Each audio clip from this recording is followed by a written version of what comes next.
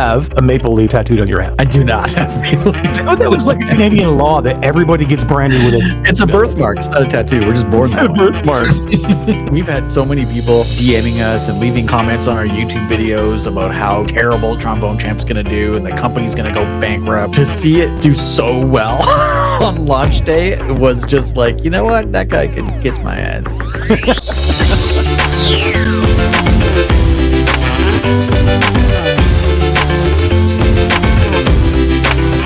You look.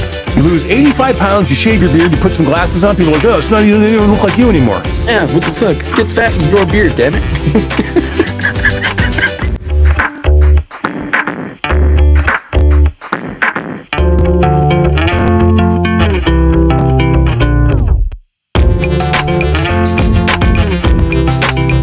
Like, he's already biased because he didn't get what he wanted. He wanted Alien Isolation.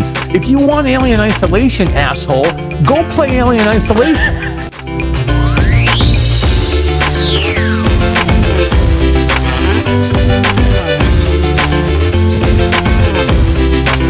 I very firmly believe that there's many games out there that are epically great flat games that are absolutely better in VR. Not every game.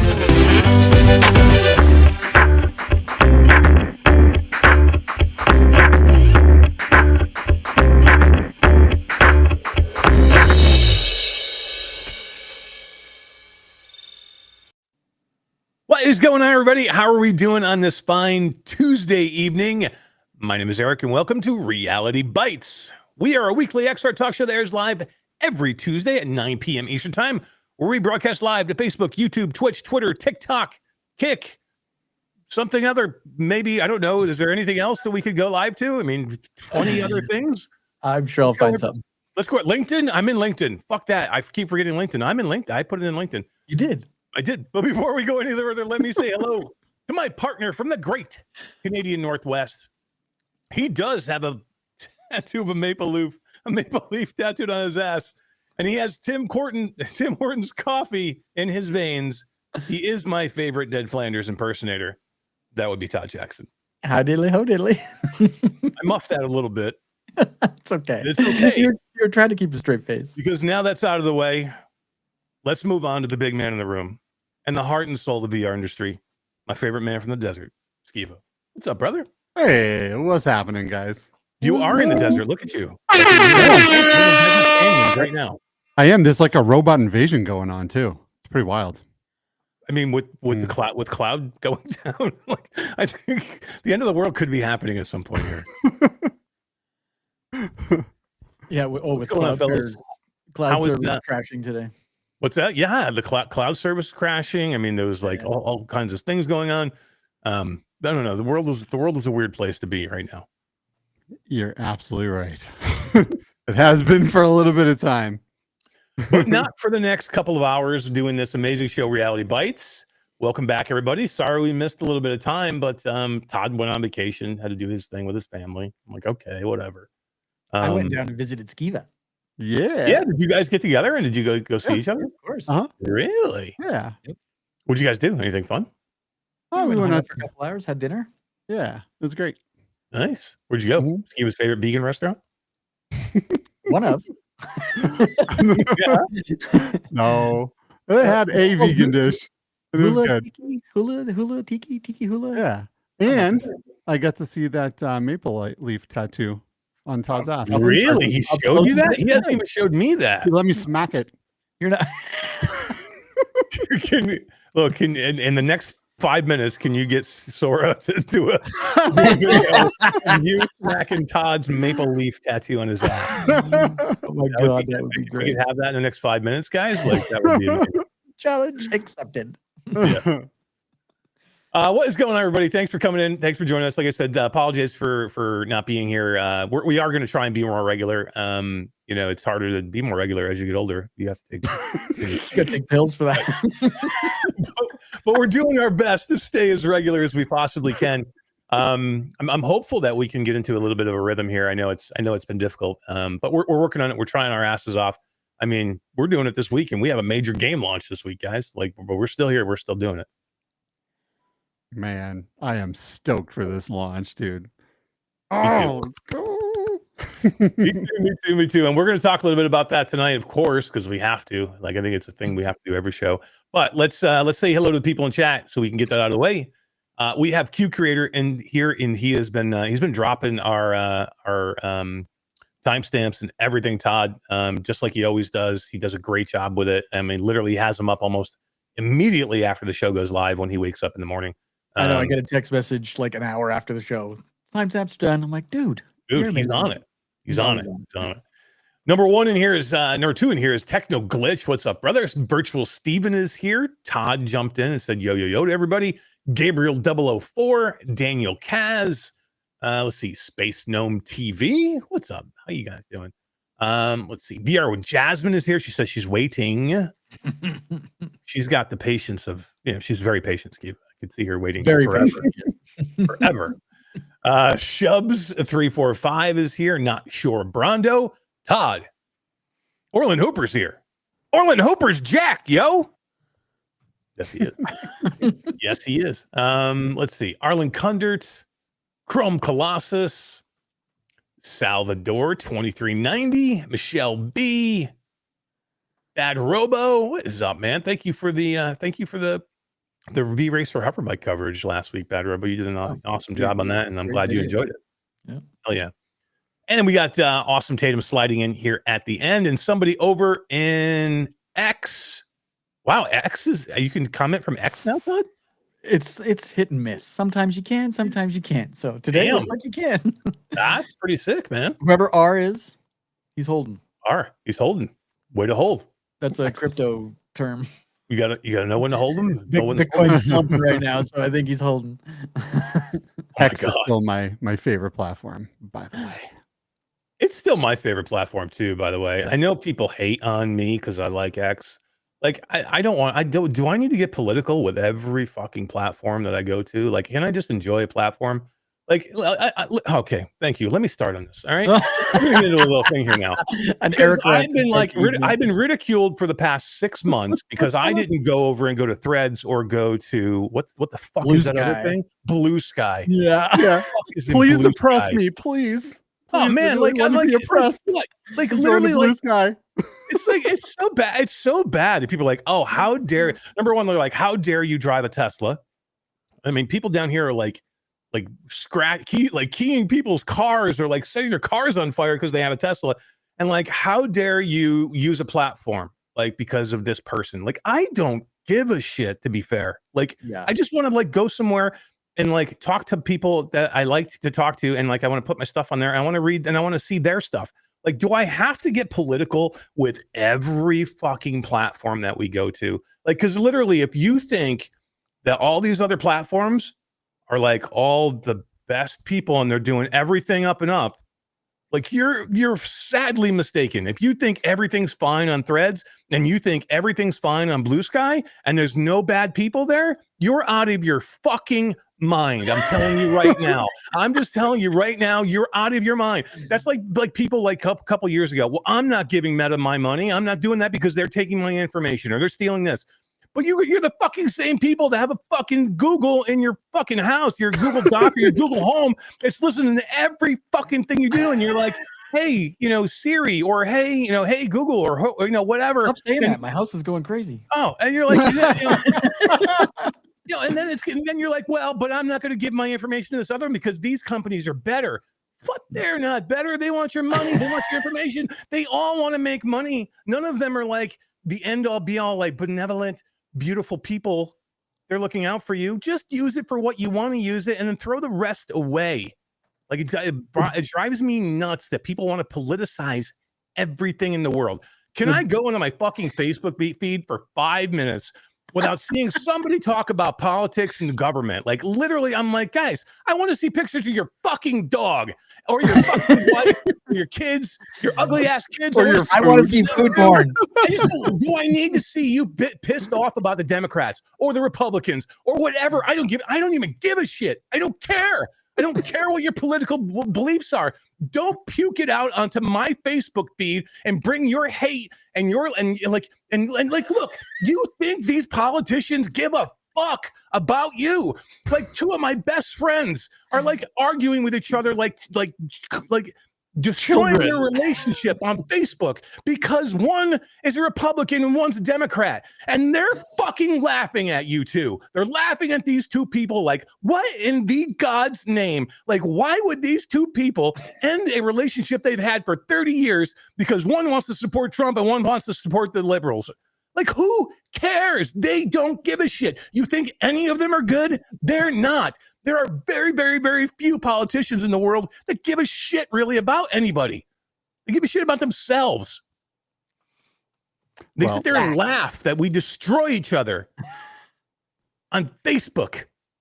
Like, what do you do? I find that with the different platforms, it trains on your likes and dislikes. So if you're seeing shit on X that you don't want to see, it's not difficult to just retrain it to see the shit that you want to see and not the shit that you don't want to see. Same with TikTok, same with Instagram.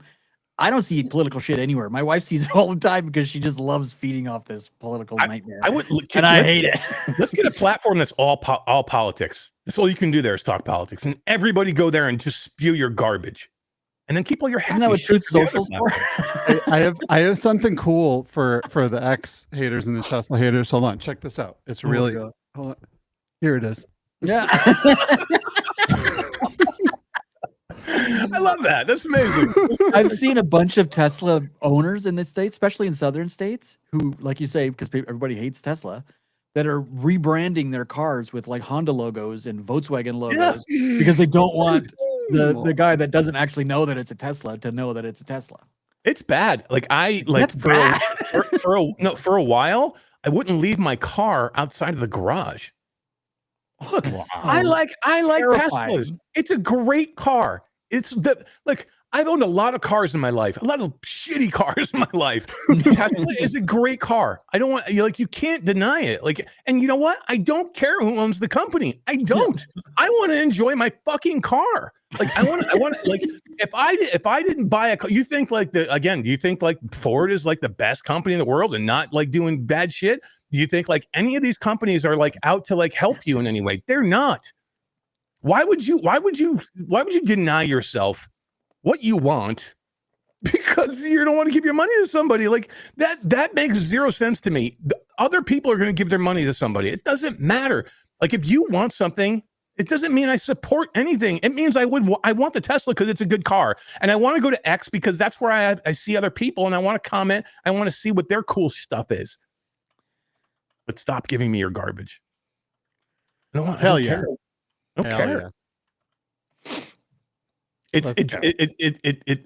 It drives me nuts. It really does. Like, and I am very much like, for me, I'm never going to tell you which way I lean in the bedroom. No, I'm just kidding. I'm never going to tell you. Look, I'm never going to tell you which way I lean politically, because you don't want to know why? Because I don't know. I lean towards the people. And it doesn't matter, right? It should be like you're judging people on the morality of the people, not on what politician. Like, it's weird. Like, up here, we don't have parties that you vote for. Like, you don't vote for a Democrat, you don't vote for a Republican or whatever. You vote for a person up here. You mean one unified country? What a crazy concept! How dare I talk common sense? What the hell? I'm sorry. This is like some of the best Republicans I've seen were Democrats. Some of the best Democrats I've seen were Republicans. Like, literally, they're all flippity floppity, right? Back the person, people. Like why you would ever be like, well, that's my party. This is my party, so I have to do like that. That, you know what that is? That's fucking sheep. You're a sheep. Like, you're just gonna follow whatever they tell you to follow. Like, why? Like, don't do that. Like, follow your heart. Follow, I don't know. Follow what you think is a good person, and then hope for the best. Who knows with politicians? But the subscription number here just went down by a lot. Oh, I'm sure it did. I'm just kidding. I just saw both sides. I'm drinking the best bubble tea I've had in weeks, so it was great. Well, how often do you have bubble tea that you have best in the week? Like twice a week. Are you kidding me? Do you really? I love it. Yeah. You and my 11-year-old daughter. I know. My kid likes it too. Me and my 14-year-old daughter get it all the time. But yeah, no, it's just weird for me. It's weird for me to see the country tear itself apart, or countries. We're not the only one, by the way. There are people that there are countries that go to war over politics. Yeah, over exactly. over beliefs. You know what I mean? Like, over less things. Yeah. and look, look. Do I think that we could go to war at some point? Who knows? I mean, this like literally, It's close. I literally, I'm telling you, I see people that have been friends, or family members, like literally tear each other apart over politics. It's insane. It's so gross. It's so gross. Yeah. Yep. That is terrifying. But not here. We're all about peace, love. Peace and love. Peace and love. You know who likes you guys? Love? My mom. Hell yeah, she does. Hell yeah, she does. Arlen Cunder says Todd, Eric, and Skeeva going to open an OnlyFans page. Should we? Apparently. I mean, my wife might not be happy about that, but I don't think we're going to make any money. But I mean, maybe you never for know. Yourself, bro. Yeah, seriously. Why would you lump us into your Canadian vanilla? They're only joining to see my Maple Leaf birthmark. So people pay for this. All right, let's see. Do we have any other chatting? Tatum. I'm going to catch anybody else here at the end. Martin. Oh my God, I don't know. Martin. Scissor people. Whoa. Yeah, that guy's on OnlyFans for sure. I'm definitely mispronouncing this name, but it's at Martin's Scissor People. Martin Kidd Scissor People. Yeah, something like that. Hey. Hey. Cool. All right, guys, we're going to talk about some stuff tonight. Let's talk a little bit about. We're going to talk a little bit about a couple things. We're going to talk about Roboquest. I want to talk about a couple of games that we've been playing this week. And guys, guess what? There's some VR in there, but there are a couple flat ones. Sorry. That's what we do now. Flat's okay. Deal with it. Flat's okay. Because you know, I know why flat's okay, Skeeva. Because flat can always become VR. That it can. And if we don't play anything flat, we'll never know what to bring to VR. Right? So I'm saying. Mm-hmm. I'm saying. Thanksgiving is next week, guys. I think we are going to try and do a show next Tuesday, but Thanksgiving's next week. Todd, you don't celebrate Thanksgiving on normal Thanksgiving day for normal Thanksgiving. You celebrate on your crazy Canadian Thanksgiving day. Yeah, our Thanksgiving sometime in October, right? Yeah, October, third week of October, I think was right. when So like when you do your Canadian faux Thanksgiving, what's the difference in the celebration for the Canadian people? Do you eat turkey? Do you do the normal Thanksgiving foods? Foods are very much the same. Yorkshire puddings, turkey, mashed potatoes. Okay, number one, you said food's the same, and then the first thing you came out with is something that nobody has ever done on Thanksgiving in the United States is fucking Yorkshire pudding. What is that? I don't even know what that is. What? You guys seriously have never had a Yorkshire pudding? I don't know. I mean, not on Thanksgiving. I don't even know what it is. Oh, you're crazy. You're missing pudding. I'm assuming it's pudding, but I don't know what flavor Yorkshire is. Is it a dessert? Is it from Yorkshire? No, it's a bun. A bun? Yeah. Wait, it's not even pudding? No. What? What kind of weird are you talking about, dude? What are you talking about? And you hand me a bun.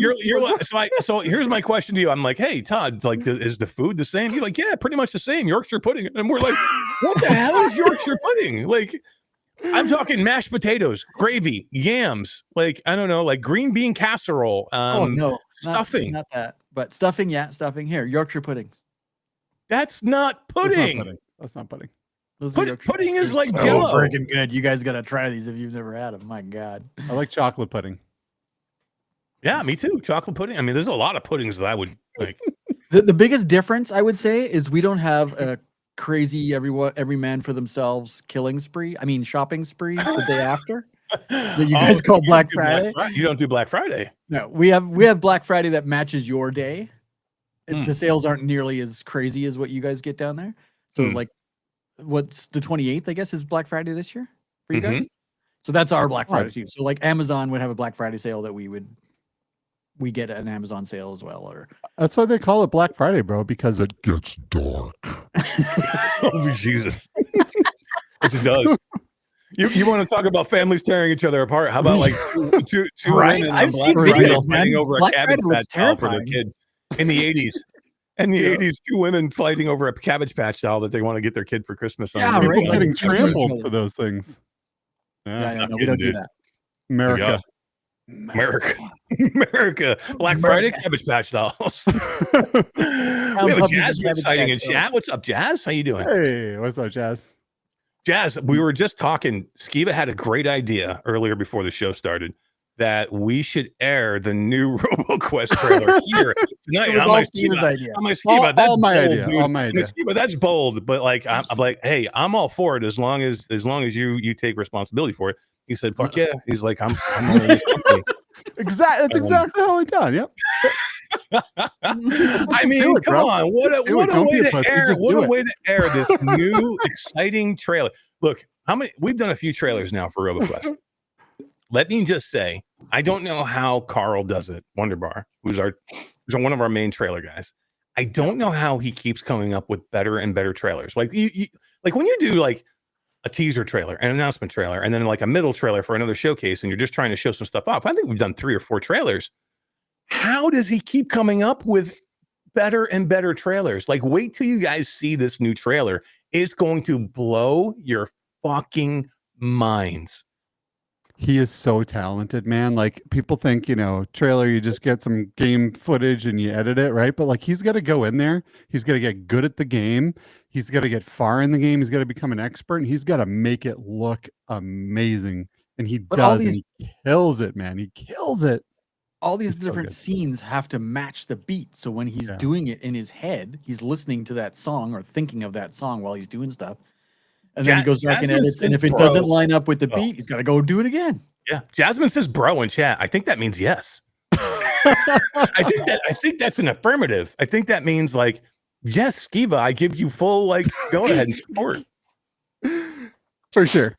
I mean, Skeeva, we're me, you, and Jasmine are the founding owners of this company. I think if the 3 of us say, hey, let's show this trailer, we should be able to show this trailer. As long as we all say bro. Right? Bro is you see, nobody knows in chat that bro is our code word for yes. I don't even think Jasmine knows that. Do you know how much trouble I would be in if we showed this trailer? I would be a dead man. Yeah, I bet you're already getting DM'd. Oh no, yeah, I'm already getting DM'd. You better not show it. Fired, dude. Distracted says Roboquest is looking sick. Roboquest is looking sick. It's playing sick too. Oh, it is. If you're lucky enough to be a member of Impact Labs, you've had the opportunity to play testing it for a little while now, and the people are losing their minds over it. So it's I can't wait for Thursday. There's been some games in the past that I become a little obsessed over, and it's been a little bit since I've like had that scratch in the back of my head going, hello, hey, come play me, and that is RoboQuest, man. Like, for real. I think about this game like the shots and like the critical shots are so satisfying, and like the sliding and like jumping on the robots' heads and then bouncing off and like and shit. Oh my god, it is so freaking good. It is so good. I can't wait for everyone to play this. Uh-oh. Oh no. I wasn't here. I was never Way here. to go, Skeeva. You're muted, Eric. Eric, you're muted. Oh, I think we're in trouble, guys. Hey guys, what's going on here? Hey, how you doing? I just want to say up front that this was not my idea. Skeeva was pushing this thing hard. Todd told me to do it. So Todd told me to do it. Like, Skeeva, you just joined this podcast. Like, are you like already having some trouble? Like, what is happening, guys? Okay, I go places and I rock boats. I mean, we were just telling everybody. You said bro in chat. I was telling everybody that our secret code word for yes is bro. So I think. Oh man, look, I love this trailer probably more than any of you combined. That's how much I love this trailer. And I think we all must have watched it 10 times when they showed us. 10, that's child's play, bro. 10. Dang, don't tempt me with a good time. I also love this trailer. I love this game and this trailer. I want everyone to see all of it already. I'm like, you know me, I'm like so bad at surprises. I ruined my own surprise. I know, right? I know. There was people on Reddit Today's saying that we should secretly drop the game 2 days early just to make everyone happy. Well, Everyone's free to if go. we played the trailer and it says out now, Yeah, right. then that's exactly what they would think. Yeah, no. But I just, you know what I was telling everybody, Jazz? I don't know if you heard when you were jumping on, but I was just telling everybody like how hard it is to make 3 or 4 trailers of a game and continue to do better after every trailer. Like usually you're like, okay, that was really good, but I've seen it before, or you know, we've kind of done that one. Like this, I think, is the best trailer that Carl's ever made for Roboquest. Maybe I can. Dang, you can't keep talking about it. Look, techno glitch is like it's glitching. It's totally glitching.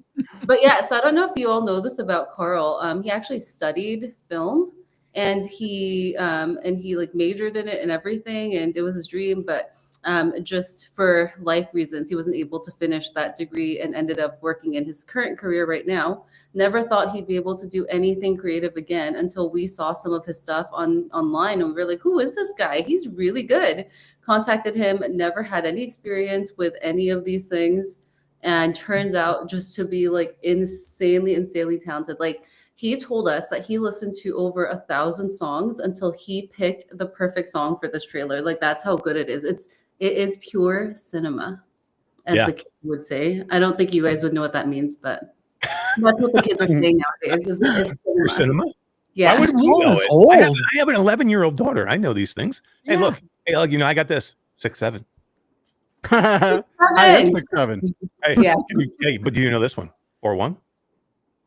No. That's the new one. You guys You don't, just you made guys that don't up. even know. I got this. I got 4'1". What's 4'1"? It's the new 6'7". Oh God. Yeah, you know, I was just thinking like, you know, again, with the RoboQuest trailer is so good. Carl has done a lot of our trailers in the past, but he does a really, really good job. You were talking about the songs. I talked to him the other day, and because we were talking about all the songs he does. What he does normally is he will set the shots up in his mind of how he thinks he wants to shoot the trailer and how he wants to go get those shots, and then he'll pick the music to build it. So the music is as important as the shots are when he does it. And look, I agree, because I've seen so many trailers where I'm like, wow, that was a great shot, but the music is just not doing it for me here. Like I don't feel any like excitement over this trailer because of that. I think it's important. Yeah. Music is such a big part of it. You're like, man, don't ask me to be the one to be the gatekeeper, but like also we kind of have to. You know, what if we show like the first, 5-ish seconds where you know what I'm talking about, right? Like that like epic scene, and then we cut. And we you can do that. Show like 10 seconds of the trailer. But like, is Todd, are you good at clicking, or are you gonna let the whole entire thing play on accident? I don't know. Is it raise time? No.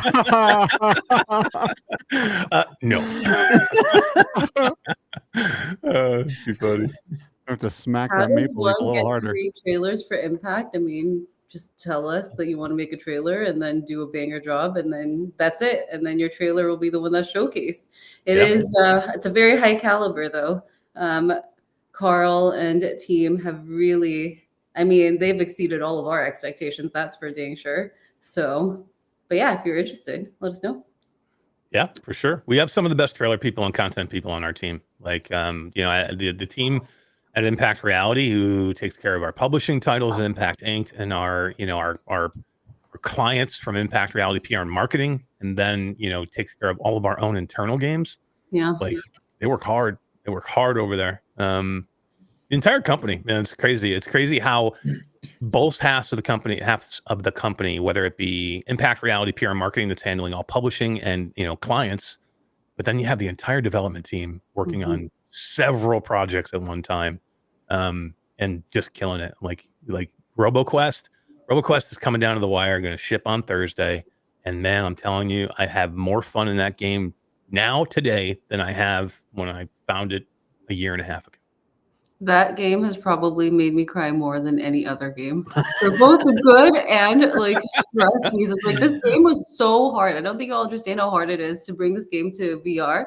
And our team really like I'm so excited. I mean, anyway, I'm really excited for y'all to get a chance to experience it. But yeah, it was really hard and it really like pushed us to be the best that we've ever been in our lives. Like every single person on our team really like stepped up to the plate to make this happen. And then when it all finally came together, I was bawling. I was like crying. I was on a plane and I was messaging Eric. I'm like, dude, I can't stop crying. It's a good thing the lady next to me is asleep because I am just bawling. I cannot believe how beautiful it all came together. This was like one of the hard. I mean, yeah, it's definitely one of the hardest things I've ever done in my life, and I've done a lot of things, and yeah, this was quite difficult, and it's exceptional. It is really lovely. Okay, look, I'm watching you all. I'm gonna be in chat. 10 seconds. That's it. Okay, cut off after 10 seconds. I'm gonna go and let you guys continue your podcast, but.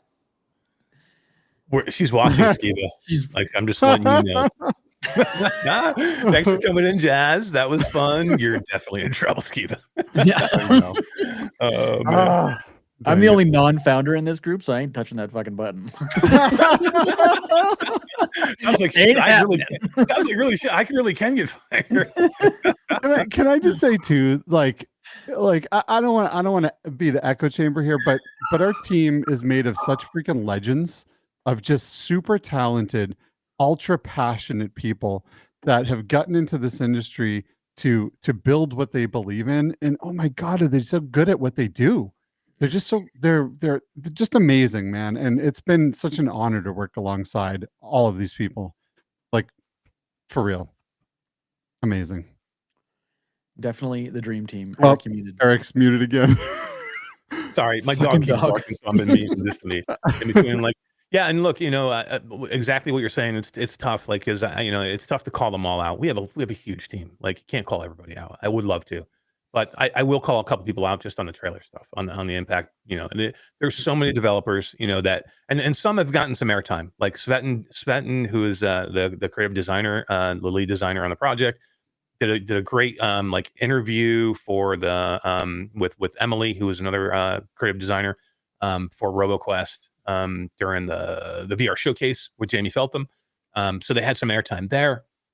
Jasmine, myself, and Svetten sat down again and recorded an awesome video of just the three of us talking about the process of making Roboquest into a VR game, because I didn't even realize this until not too long ago. Svetten was a huge fan also of Roboquest before he even joined our company. Yeah. So like he of the flat game, and just like me, so he had put tons of time into the flat game. So both of us were huge fans of the game before we even decided to make it flat or into VR.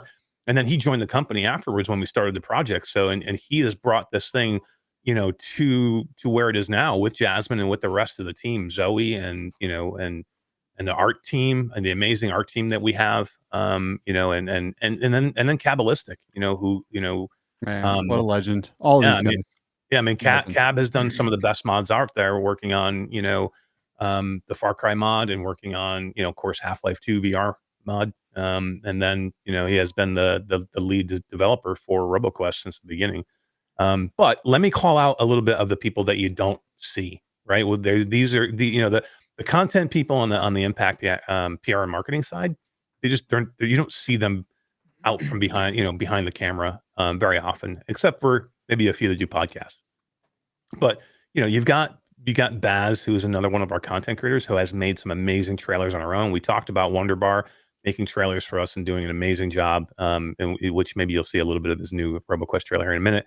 But Miles Dyer, our social media manager or social media director, Todd, who is our Impact Labs director. We've got Marina, who is one of our graphic designers, who's amazing, along with Ingrid, who's an amazing graphic designer. We have Hala, who is our team lead, and she runs all of the projects that we have for all the games and make sure they launch on time, along with Will Lubier, our man in Japan, taking care of a lot of the stuff that we have for running the back ends of all these games on the stores front. So making sure the stores look good and you can go buy them and everything works properly. down to who am I missing here? Like Ashley Fu, who is one of our community specialists, along with again, some people that do come out from behind the camera. How about Damian Ruffy from Rough Talk Podcast, who is one of our amazing social media leads at Impact Reality, along with our PR specialist and expert, Wes Dillon from Virtual Strangers. Who have I missed, guys? Like Awesome Tatum is saying, Miles friggin' Dyer. Miles freaking Dyer. Yep, for Mhm. sure. Yep. I'm Kathan, sure I'm probably okay, missing more. Am Kathan. I missing it there? Kathan, who's one of our Discord specialists and Todd's right hand man in Pack Labs. Probably one of the most committed people to the team I've ever seen. So, along with our VP of operations and the person who kind of oversees with me Impact PR marketing, that would be Natasha. So amazing team. Like literally, like Jasmine wants to talk about tears. Talk about the amount of work and effort that goes into what we do. And when you're about to launch a game, and like there's going to be tears on Thursday, I'm telling you, the amount of work, hard work and effort that everybody has put in, there's going to be some tears. Todd, you got this video or what? Like I can't go on forever. I'm not pushing the button. Do you really have it? Do you have it or no? No, I don't have it. Well, go get it. We were thinking we were kidding.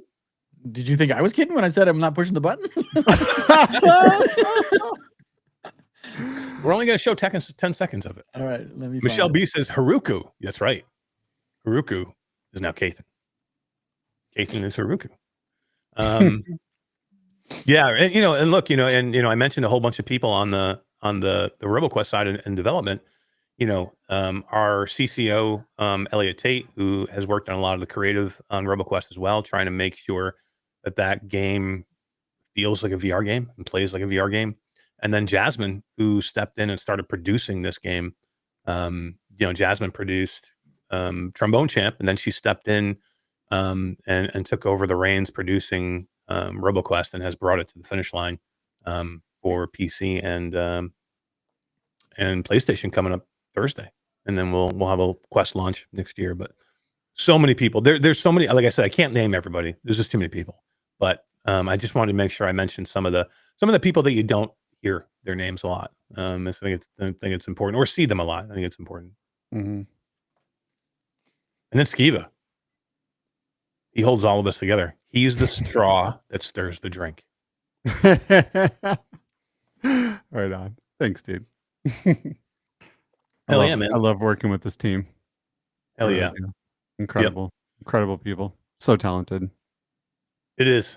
And it's what's funny about this is when you get to a game launch, and we've had a couple now of our own internal games. When you get to a game launch, you have excitement, which you're ready to oh my God, I can't wait. We've been working towards this day forever.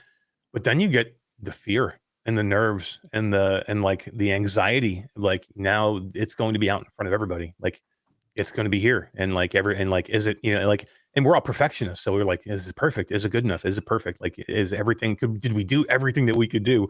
And you have almost like this, it's almost like a mom having a baby and you have that postpartum depression almost, right? Like when you actually finally have the baby, like having that game and going through that, a little bit of those emotions are already amazing. Todd, are you crying already? It's not even Thursday yet. Okay. But yeah, you have those emotions leading up to it. It's a powerful thing because we're all passionate gamers. Like Skeeva, if we didn't care and this was a business for us, we would just be counting the pennies in the back room and just figuring out how we get to pay for the next game and get to the next game. But I think caring about the game, caring about the community that plays the game is probably one of the things that we can hang our hat on the most, right? Absolutely, man. I mean, this industry kind of sparked, us back to life. I think we were both of us were kind of starting to get almost a little bored of gaming for a minute, and then VR came and just kicked the life right back into us. And there's nothing I believe in more than VR, and to bring some of the level of games like Roboquest and the stuff we're working on, behind the scenes to VR is just such an honor and a privilege. And it's a lot of work, but man, I feel like some of these titles could really bring back a lot of people that have maybe gotten bored waiting for some of the good titles to come out, right? I mean, it's just awesome. It really is awesome doing what we do. Even though there's a lot of, it's hard. It's the hardest thing. It's the hardest thing I've ever done. I know it's probably the same for you, man. So yeah, but worth it. Yeah, I Worth mean, it's the tears. It's funny. I go back to the team and I talk to them, and like, look, we have a lot of stake in this. This is our company. We started it, but I mean, the team that we have here that is as much in as we are. Like literally, I talk to them and they're like, they live, die, and breathe with this company and this industry of VR gaming, which, it's so hard when when gaming in general is just in a downturn, right? And like and then VR gaming is a small niche inside of the gaming industry, so like we suffer probably more than anybody because of it. And for us to sit here and being in an industry where things are where teams are suffering, development studios are suffering, publishing companies are suffering, and that trickles down to everybody kind of suffering, in the entire industry. It's tough to sit here and see that. But I said this in a LinkedIn post not too long ago. You have to look for the wins, look for your little wins here and there. And like, there is a lot of VR companies still here. There's a lot of them still investing money, time, effort into making great games. And we just need to go support them. I support them. Skeeva supports them. Todd supports them. We still buy games. Like I go buy games all the time. I bought a couple this week we're going to talk about where I was like 3 games this week. you know what I mean? So we're still buyers. I like support the ecosystem, go play your favorite game, even if you're playing it for 15 minutes a week, 30 minutes a week. I know we're all busy and that's the problem right now is the video game industry is not, they're fighting for time. And that's where we've seen the most downturn is there is only so many hours in the day, and there's so much media to consume now that where 10 years ago gaming was all there was, or 15 years ago, think about it. Like what were you going to do if you didn't game? 20 years ago, you were barely on your cell phone. You know what I mean? Like there was no other avenue. Like if you were going 25 years ago, if you're going to watch a movie, how were you watching your movie? You were going to pedal your ass down the Blockbuster or Hollywood Video, and you're going to rent a physical movie, and you're going to go bring it home, which is a pain in the ass. But I could fire up my Nintendo system or my PlayStation very easily in my living room and go play. And people have done that forever. But now everything is at your fingertips, like in seconds. So gaming is having to fight for your time consumption.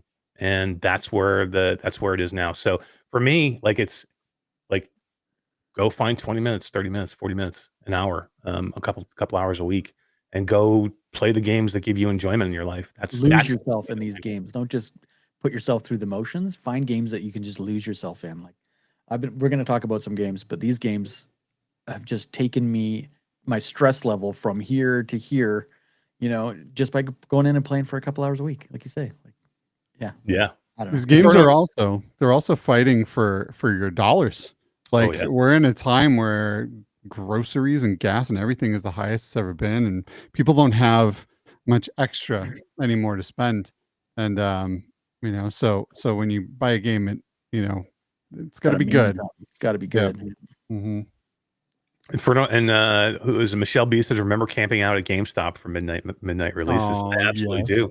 Right? I absolutely do. Yeah. I remember camping out for the Dreamcast, the Sega Dreamcast. Hell yeah. I was older then. It wasn't like a kid. Right here. Yep. I still have one right there. No, really? Yeah. Yep. I got the big ass controller with the flight stick on it and the keyboard and the mouse. Yeah, dude, I love the Sega Dreamcast. That was one of my favorite consoles of all time. Yeah. Like literally. It was the first console I used with a modem to play multiplayer games. Yes. It did have a built-in modem. Yeah. I had a modem, but yeah. What was your favorite game on it? Shenmue. I mean, I love Shenmue. I was a big fan of Shenmue. But Killer Instinct, was Killer Instinct on there? I believe it was. I think Killer Instinct. I was a huge Killer Instinct fan. It was one of my favorites. There was a race car game that was multiplayer too. Don't remember that. It's called. I think my favorite was a Japanese game called Ikaruga. I remember Ikaruga. Yeah. Yeah. I freaking love that game. Maybe if I saw the box. To this day, I will still jump into that game. It's on Steam now too, so you can play it and Oh, that's cool. like even higher graphics in it. It's fantastic and it's great multiplayer. Sega game. still has some of my favorite games of all time. Like Space Harrier was one of my favorite games. I still love that game. I mean, I was a huge Sonic fan. Like Crazy Taxi. I love Oh, yeah. Crazy That was Taxi. awesome. Ugh. Dude, the soundtrack was so mind-bending at that time. You didn't really hear a lot of like mainstream bands in games, right? And then Crazy Taxi comes out and Offspring is blaring and like, oh man, what a Dude. great game. Fantastic. I actually showed my daughter that game the other day. And I was like, it's like being an Uber driver. Yeah, right? Seriously, you should get it you make an Uber driver game. Yeah. Crazy Taxi. Uber driver. Crazy Uber. The DuckTales games were hilarious. They had I have a Roger Rabbit game, I think, on that. There's a Roger Rabbit game on the Dreamcast. Yeah. My kids used to play. I used to have it set up just in the other room on a TV, a tiny little CRT TV, and my kids, when they were really young, used to play it. And it had that little almost Tamagotchi looking thing that you put into the controller. Middle, yeah. And it showed cool graphics on there, or you could take it out and do like little mini games and stuff. It was such a cool and innovative system, and it's too bad that that was really Sega's last entry into the gaming console market. Yeah. Michelle B. And then someone would make a phone call and knock you offline. Yeah, that used to. Yeah. A dial-up. Oh my god. Yeah. Old Darth dropped into the chat. What's going on? How you doing, Old Darth? Inferno 9 had sent something earlier back on. I wanted to call out. Lumens Arise. I haven't played Lumens Arise yet, but I talked to of course, I talk to Miles all the time.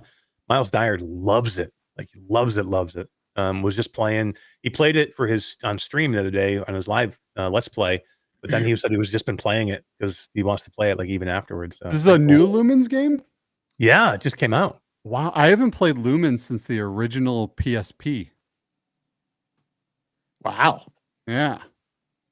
That's cool. I mean, it was a super fun game. I'm glad they're still making entries into that franchise. It's super fun. All right, Todd, do you finally have the 10 seconds of this trailer? I have the trailer.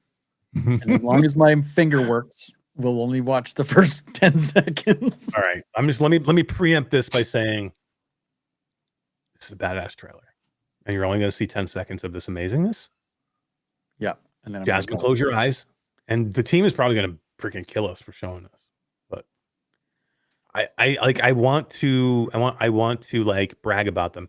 You know, it's like you got like your daughter, or you want to show them off. Like, this is our team, and I want to show them off. I want to show how badass they are off to everybody. All right, 10 seconds, Todd. Any longer, Jasmine's gonna eat your lunch, brother. I know. There she is, 10 seconds. Yeah, I know. I've been replaying it over and over here, so I got the spot. This is gonna go so bad. I did it. Yeah, if I'm looking for work tomorrow, it's gonna go so bad, Skeeva, you're gonna have to run Impact Labs starting tomorrow. The Haruku, Kason just got promoted. I told you I didn't want to push this goddamn button. All right, dude, do it.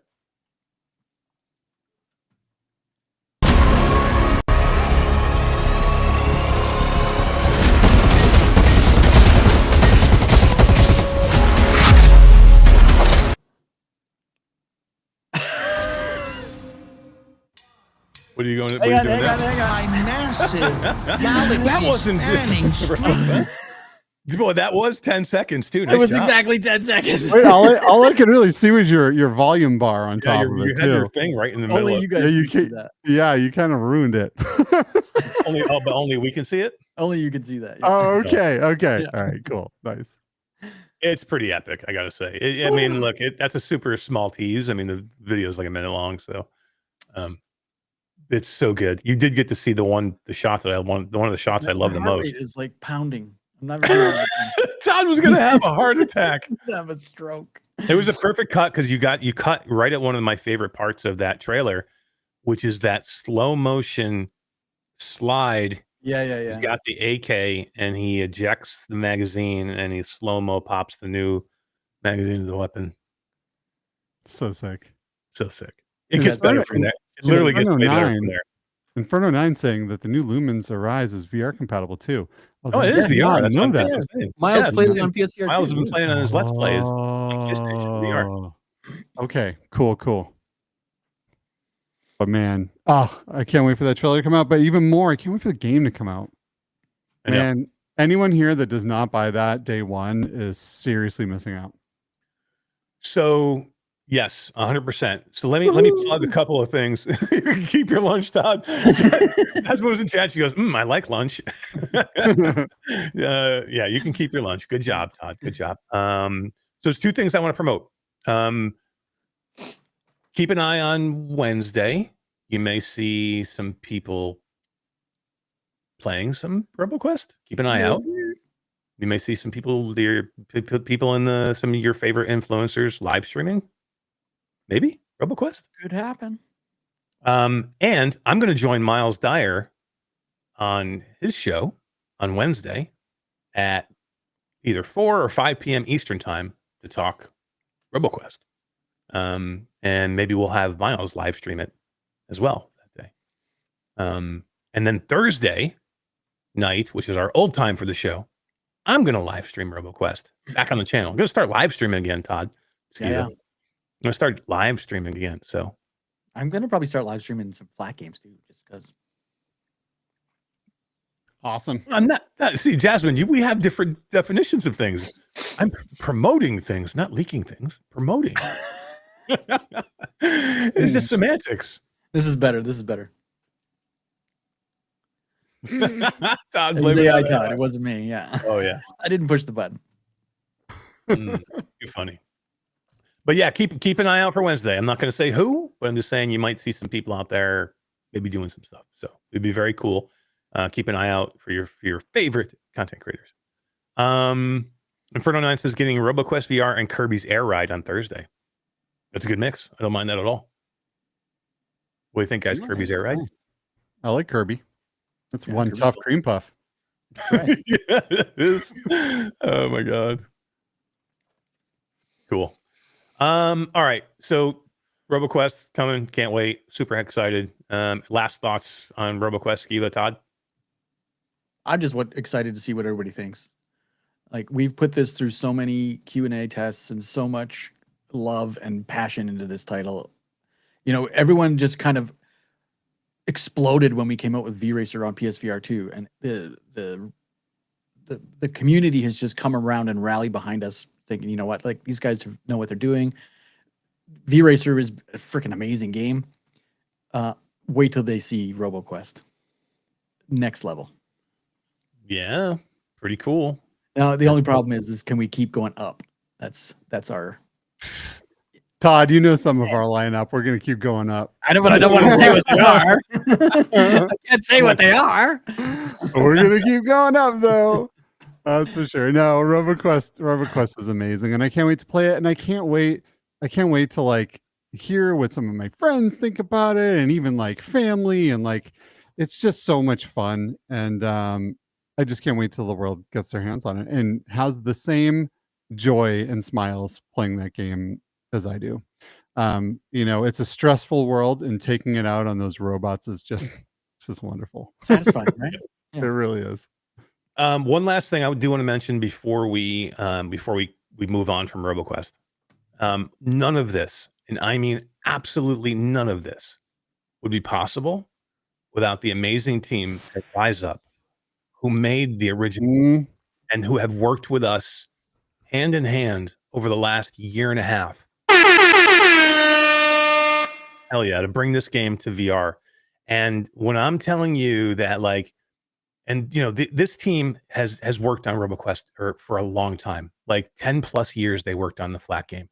And it was a big hit on Steam, and it never went to console until this past spring, where it shipped on console for the first time. So now some PlayStation people are finally enjoying it flat. But this was a labor of love for them. They put tons of time in DLC and like built out the game for years and years and years. And Skeeva, to see like the faces of them early on when we started showing them what the game looked like in VR, in what was possible and showed them some of those trailer shots that we would get in game, and they could see how it was playing. You know, we would describe it to them, but like once we showed them, the smiles on these guys' faces, they were just like giddy with excitement of seeing their game in virtual reality. Like I'm not kidding when I'm like we would get uplifted being in a meeting with them and showing them what the game, you know, the status of the game over the year and a half time. Can you imagine working on something for so long and like sitting in front of a monitor for all of these years, grinding away and making this game into a masterpiece? And then one day you get to be in it and look around and you are inside, you embodying the character that you've been working on for the past decade. Man. Yeah, So I was just cool. gonna say that too. Like, I just can't imagine how Yeah. overwhelming that would be the first time. Yeah. Mhm. You know who loves it when you're inside embodying her character? My mom! Yeah, she does. Yeah, she does. Oh God. That might be my favorite Your Mom yet. Oh man. Yeah, no, look, seriously, special shout out to RyseUp. I think, you know, I'd love to have them on the show at some point. You know, they are they're in France, I think, or Belgium. So, but you know, time-wise might be weird, but I'd love to either do it pre-recorded or just talk to them about that process. I mean, again, working on that game for so long, and then this, like, put their passion into that game that I've loved for a long time, even traditional, but now to see it in VR is just amazing. And to do this process with them and for them to trust us with their baby, that was big for us early on. So, yeah, special shout out to them. We appreciate you guys. Okay, guys, before we move on, oops, sorry, Todd, Skeeva, what'd you say? Oh, I just said much love. Before we move on, I do want a special mention because somebody mentioned in chat. I think it was Tatum who said something about Shoutout Vracer. Yeah, guys, how about today? If you look up on PlayStation Store, Vracer Hoverbike is the #1 downloaded game on PlayStation that is not a hybrid flat game. So there are 4 games in front of it technically, but they are all hybrid flat games. So people can buy, they're not a separate SKU is what I mean. You can buy the flat game and it has a VR mode in it, right? So Gran Turismo, Lumens, No Man's Sky, and Phasmophobia are in front of it. But they're all traditional flat games that also have a VR mode, right? So they're tough to count that. Let's count just VR games. Vracer is #1 on the downloaded list, ahead of Ghost of Tabor, Walkabout Mini Golf, Gorn 2, Audio Trip is on that list, and others I can't see right now because the window's too small. But damn, guys, let's talk about Vracer Hoverbike real quick. Oh, and Rush is on that list too. Rush looks pretty good. Apex looks pretty good too. Man, so I went in, you know, and I was playing, and for that game, like the game is phenomenal on Quest, right? Absolutely incredible. I've had so much fun in there, but something about the PSVR 2 and the vibrancy of the HDR displays and the darks of the OLED, just like combined with the haptics on that headset, this is the way to play Vracer. It is such an incredible experience. Like I fell in love with it all over again. It's so much fun. I got in there. I'm like, I'm just gonna load this up for like 5 minutes before I go to bed. 2 in the morning. I'm like, oh man, time is it? Yeah, especially when you know you got to be up for a meeting at 6 a.m. Yeah. Yeah, it's good. Todd, have you had a chance to play it on PlayStation yet? I know you've played a ton of it on like Quest and no, but I've played a ton of it on Quest, and I've played a lot on Steam, like the original release. It's epic. It's so good. I mean, it's what's great about Vracer. It's great wherever you play it. So whatever platform you have it on, it's fantastic. Just playing it on Quest. Yeah. But what Skeeva is saying is right, though. I mean, sometimes the PlayStation VR 2 just has some things that you're like, I want to go for that. Like, you know, and maybe the Steam version is a little bit better looking, but like, again, some of the colors that you're going to get. But you know what's nice now, Steve, is you can actually use your PlayStation headset on your PC. True. true. And you know what's good about it too is, a lot of people definitely, want the wirelessness of the Quest and Mhm. streaming, but like this is a seated game. You don't play V-Racer standing. You're sitting on a motorcycle or a hoverbike, right? So Yeah. like a lot of that, you're not twisting around and getting wrapped up in a cable. It's a perfect title for PSVR 2.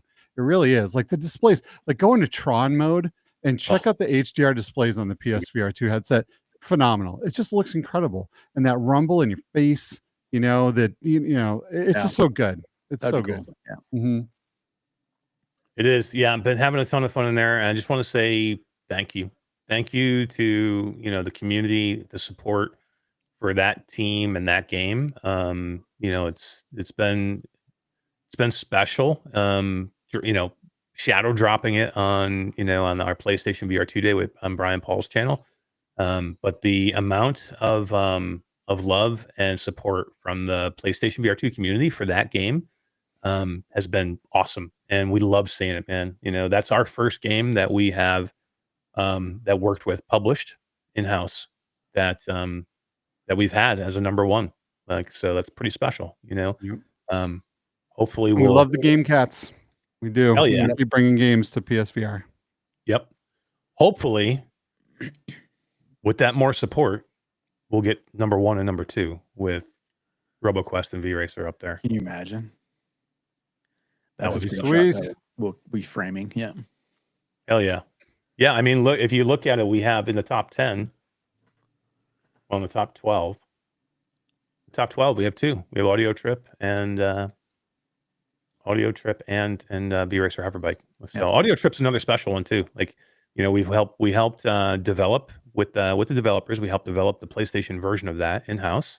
And then we did the publishing on it to make sure it gets the platform and promotion on it and PR and marketing. So it was great to work with that team, bring Audio Trip there. And PlayStation needed another rhythm game sadly with Beat Saber kind of going to be moving away from the platform a little bit. I don't know why more devs aren't just sold on making games for PlayStation. It's such a good platform, and like you really get like a lot of the high fidelity that you get out of PC VR gaming. It's just a home run. That console. I still love PlayStation VR. I really do, and I'm so happy that that the game cats are stoked and and that they're showing support for these games and that our team loves to work on PlayStation VR. It's such an awesome platform. We need Good. PSVR 3 to be smaller. Yes. Oh yeah, for sure. We need pancake we lenses. can We pancake. need it to be That's wireless. so Of big. course. Yeah. Good call from Jasmine. She said, let's get Surviving Mars Pioneer up there, and then we could have 4 when RoboQuest launches. Mm-hmm. We could dominate the top. Let's do the That's cats. a Help us great out. idea. Hey, here it is. Here's a bite to go put on Miles and Wes and Brian Paul's channels. Cats, help us out. Let's put Flat to VR Impact Inked top 4 on the PlayStation VR 2 most downloaded charts. That would be crazy. sick. You do that, I guarantee we'll bring every game. Every title comes to You guys PlayStation. keep Yeah. telling us what you want to bring, and we'll figure out how to get it there. I promise. But yeah, the trifecta would be cool. But yeah, we appreciate the support. Please go show the support for RoboQuest. You're going to love this game. Like literally, there are some games where I'm just like, I'm just going to be quiet. This is not one of them. You guys have heard me preach about this for a long time because I believe in it. Like I love this game. There has been some other games that I've been loving this week, Todd, though, and I want to talk about. And somebody mentioned, I think it was Space Gnome TV had mentioned, do y'all think the Valve frame will bring more bodies to VR?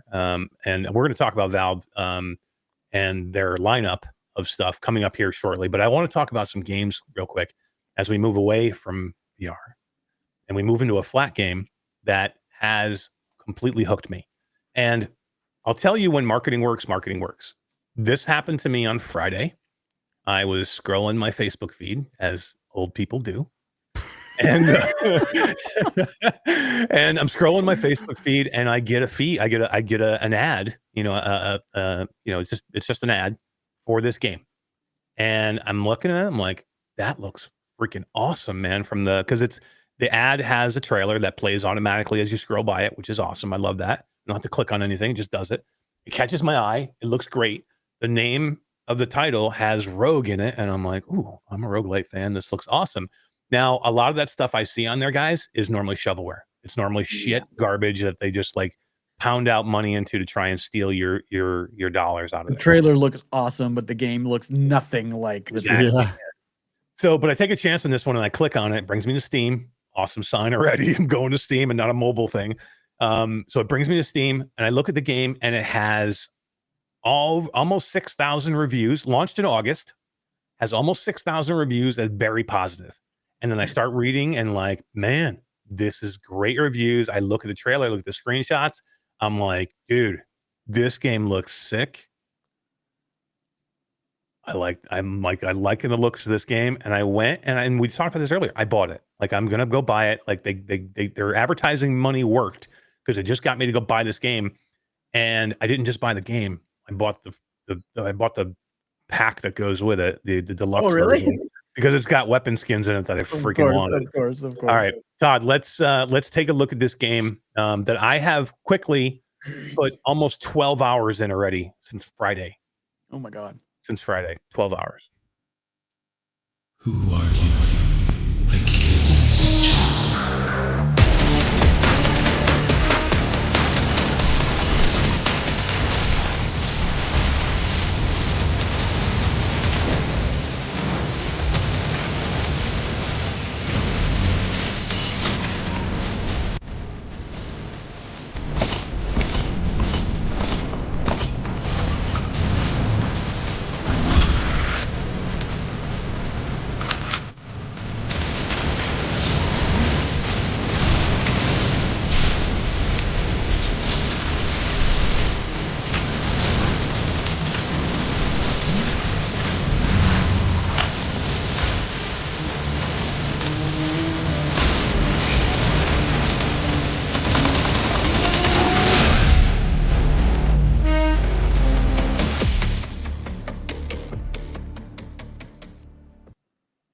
That is sick, dude. Skeeva, I think I swore in that trailer there was a slide move in there.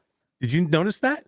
It kind of looked like there was. We're gonna have to go in and try to I need figure to out how check to it do out now that. because that was one of the one of the only complaints I have, because now I compare everything to freaking RoboQuest and the VR version of RoboQuest, and I love the slide maneuver in RoboQuest and so much now that like this game, I thought, doesn't technically have a slide. It does have a duck button, and maybe there's a sprint slide combo that I'm not seeing yet. Or it could be one of the many power ups. It could be. I was just Could gonna be. say it could be a There's power. so many, dude. Like the skill tree that you can do with this game is so deep, like so deep. Like I again, I'm almost 12 hours in, and I'm just scratching the surface of the way you can build your character up.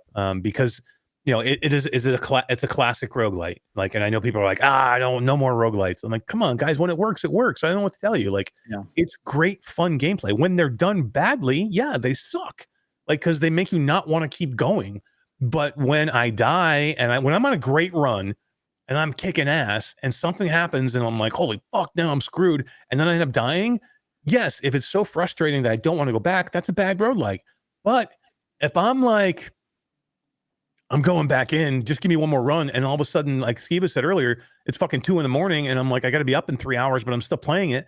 That's a good roguelite. Did you see how they had 150,000 wish lists? I didn't even know that until saw that in the trailer. Okay, so I just Wow. rewatched the trailer a little bit just to see if I could catch that, and it looks like it's a dash movement, not a slide. There is a dash, but I thought that maybe you can combine the dash and the crouch into a slide. I would love that maneuver. Somebody in chat said perfect game for a VR conversion. I don't know. I don't know, maybe. Man, this game.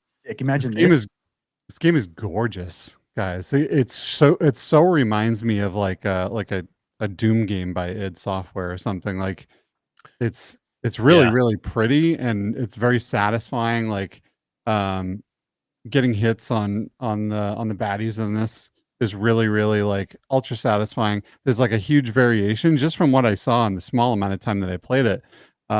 It's phenomenal. It's really good. I'm definitely going to be playing more of this. Techno glitch, for the record, the reason we were late today is because Skeeva was playing this game, and we had to It wait. was. I was playing it, but you could have gone live at any time. He was like, I'm getting in right now. It did. You got a chance to go on a run, and you got at least a chance to see the weapons a little bit. And, Yep. and here's the thing too, is like, and here's where RoboQuest we get it so right with RoboQuest. Well, where RoboQuest got it right with the traditional flat version, and where we had to get it right again with the VR version, with a roguelite, 90% of the game, if not more than that, 99% of the game is about shooting. Like, so if the shooting and the combat don't feel good, you're fucked. Like, you're screwed. Like, that's the heart and soul of your game. It's probably not 9. It's probably closer to like 80 is the shooting and the combat, because the other part is the movement. A roguelite, you have to move. It's about frantic, fast-paced action. And if you don't give me a way to move and jump, look, RoboQuest, there's so many different maneuvers. You can double jump, you can slide jump, you can dash sideways. And this game's got the same. It's got a good dash maneuver. It does have a good double jump. It does give you spots where you can dash sideways, backwards, forwards. There's melee in it, which is great. Melee is a big part of the game, actually. But it feels good. But again, and that's what makes a good roguelike. So when people are like, "Oh, I hate roguelites," you hate roguelites that are bad, that don't have good combat. That's what you hate. Like, so that's why I don't tell me you hate roguelites. Tell me you hate a bad shitty roguelite. roguelites. Yeah. Look, I mean, every game can't be a cinematic adventure. It doesn't have to be. Like, there are can I have both? I mean, why not? Like, again, as long as they're good games, and then I can go play my adventure game that's going to give me 40 hours of story and narrative and everything that I want in a full-blown adventure game. But then I want to go play a game that I can jump into for 20 minutes or half an hour or 40 minutes and like get in and get out and be just have fun. I wonder how many people that don't like roguelites genuinely don't understand them. You know what I mean? Like, I feel like people get into a roguelite and they do a run, or they do 2 runs, and they're like, I didn't feel great. Like a lot of what makes a roguelite really fun is dying, leveling up, upgrading your stuff, going back in, collecting things, dying again, leveling your stuff up, and then dying again eventually past the part where you just previously died. That's the reward. Yeah. Okay, I made it bad, that guy. Let's go. And then see how far you can get before you die again. Yeah, and each time you get further, because you can become more and more of a badass until you've done it so many times and you're so powerful that you go in there like a god and you just ruin everything, right? It's like like the skill tree systems are so much fun, like all of the upgradability. There's so much thought and time that goes into all of the upgrades that happen in these games, and they're super fun, man. It's just like if you play one run and you turn the game off, like, you're missing the point. You're not really getting it, right? 100%. So I'm just curious, like, how I mean, there's got to be a percentage that just don't understand, Yeah, I mean, look, I get it that there seems like there's a large amount of them out there, right? Like, everybody's like, "Oh, not another roguelite." But like, look, how about another zombie game, or how about another first-person shooter, or how about not another puzzle game? Like, there are lots of games. There's only that so many repeat. genres. There's lots of games that repeat over and over again, but give me a good one and I don't care. Like, it's fine, but it has to be good. And this one's a good one.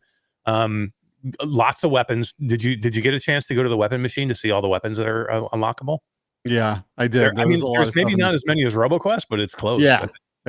And a skill tree. Like, you get me with a good skill tree and I'm hooked, man. That's like one of the reasons I couldn't stop playing Synapse on PSVR is like, I just love a good skill tree. Upgrading your character, and you go in and all of a sudden you have these new abilities, and like, you're trying to budget for like something really cool that you think is going to be awesome. And until you eventually unlock everything, and your character is just so insanely rad, So much fun, man. This game was great. I'm hooked on it. I'm going to go play it tonight. I've been playing it every night before I go to bed. I'm getting at least a couple of runs. You know how I've been playing it. I have not yet played it on this monitor or another monitor. Apple Vision Pro. Because you play these games with a controller. See, this is the do. type of game I would need a keyboard and mouse. Oh, no, the controller is great. fast This is the type of game you don't have to play with a keyboard and mouse. So because a lot of games like Arc Raiders or Tarkov or some of the others, you need so many command, like you can't map everything you need to a controller. That's the problem. Like Right. like Escape from Tarkov, they don't even have controller support. You can't do it because No, it's too there's much. too many for things. that, yeah. You can play Arc Raiders with a controller. Oh, yeah. It's not as good. Like I tried. Well, I think you need both actually. You need your keyboard by you. Mhm. With It's just not as good because you need to be able to move and maneuver your inventory system so fast especially when you're raiding. It would be too slow to try and move a cursor with your controller over everything and move everything in and out. You really need a keyboard and mouse for that. But this type of game, the one that I'm playing now, the It just Deadzone looks so Rogue, fast paced. Like I'm not fast with the controller, so really, see, I think this kind I'm of game way is faster with the mouse. real. I mean, I mean, people that are good with mouse and Try it. keyboard are good with. I mean, I'm good with mouse and keyboard to a certain extent. Again, I played Tarkov forever with a mouse and keyboard only, of course, and I did play some Call of Duty with a mouse and keyboard, but I'm definitely better with a controller. How do you play So- Skeeva normally? So it depends. If I'm at my computer, I am playing with a mouse and keyboard, but if I'm chilling on the couch, it's a controller. Mhm. You know, I definitely like both. If it's a competitive game or a multiplayer competitive game, mouse and keyboard for sure. If it's like a story-driven narrative and I'm chilling, Yeah, that's what and I use kick controller back for. on the couch. Yeah, I'm definitely on a playing on Tomb a- Raider, well, playing Yeah. something like that. That's Yep. story driven. Then I'm fine with the controller. And Awesome Tatum, by the way, saying that they're working on a remaster of Max Payne 3. Yeah. Dude, can I just tell you, I've always been a huge Max Payne fan since the very first game. And I've played all of those games on release, just like I did with the Half-Life games. Oh man, I was stoked. Thanks, Awesome Tatum. I didn't know that was happening.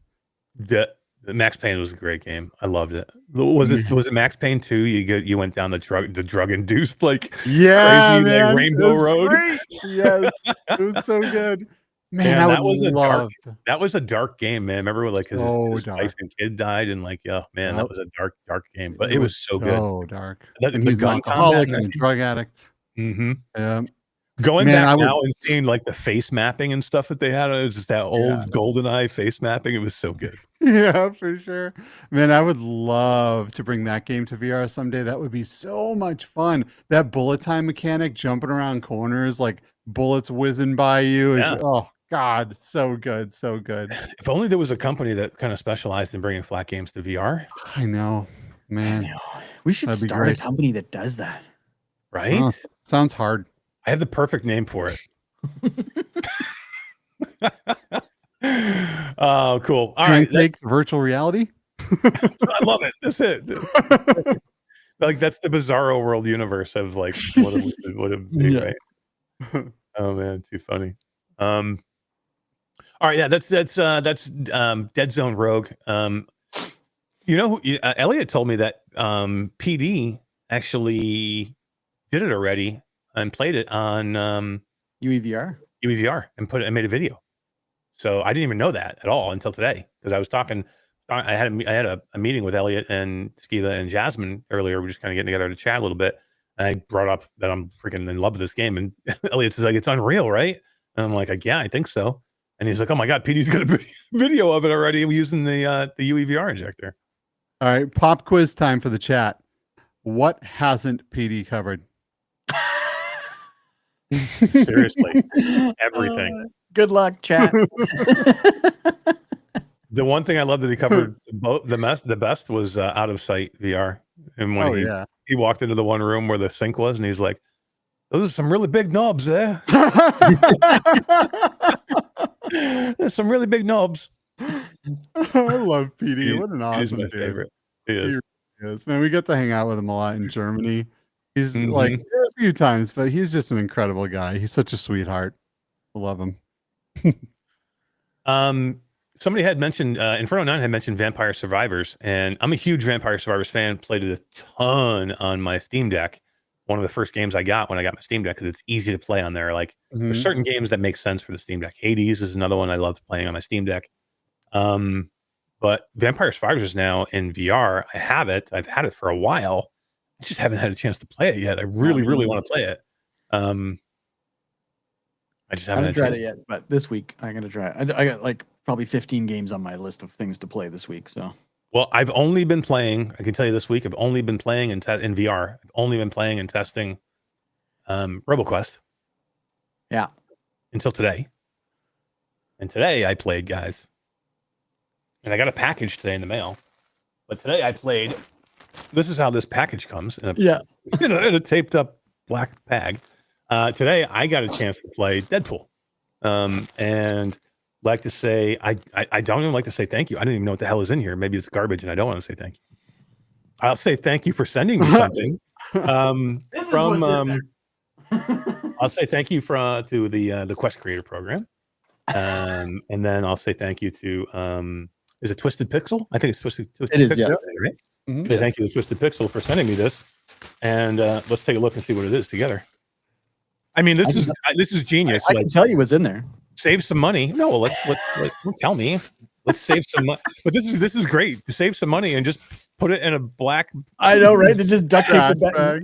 There's a letter in there you stickers on gotta the front. find. But like, I mean, literally, this is so Deadpool, right? This is how you would like package something if you were Wait till you Deadpool. see the letter. There's a letter in here. Yeah, white piece of paper. Look for that. Why you gotta spoil everything for me, Todd? Well, because you're not going to do it right. Oh my God! You're not kidding me. There it is. This is how it comes. This is how Deadpool sends you a letter. He puts it in there, and he's got like just crumpled it up into a ball. a crumpled up letter. Oh my God! This is epic. I fucking cracked up when I opened it. Oh my God! This is too funny. Yeah, It says, should I read it? yeah, go ahead. Yeah.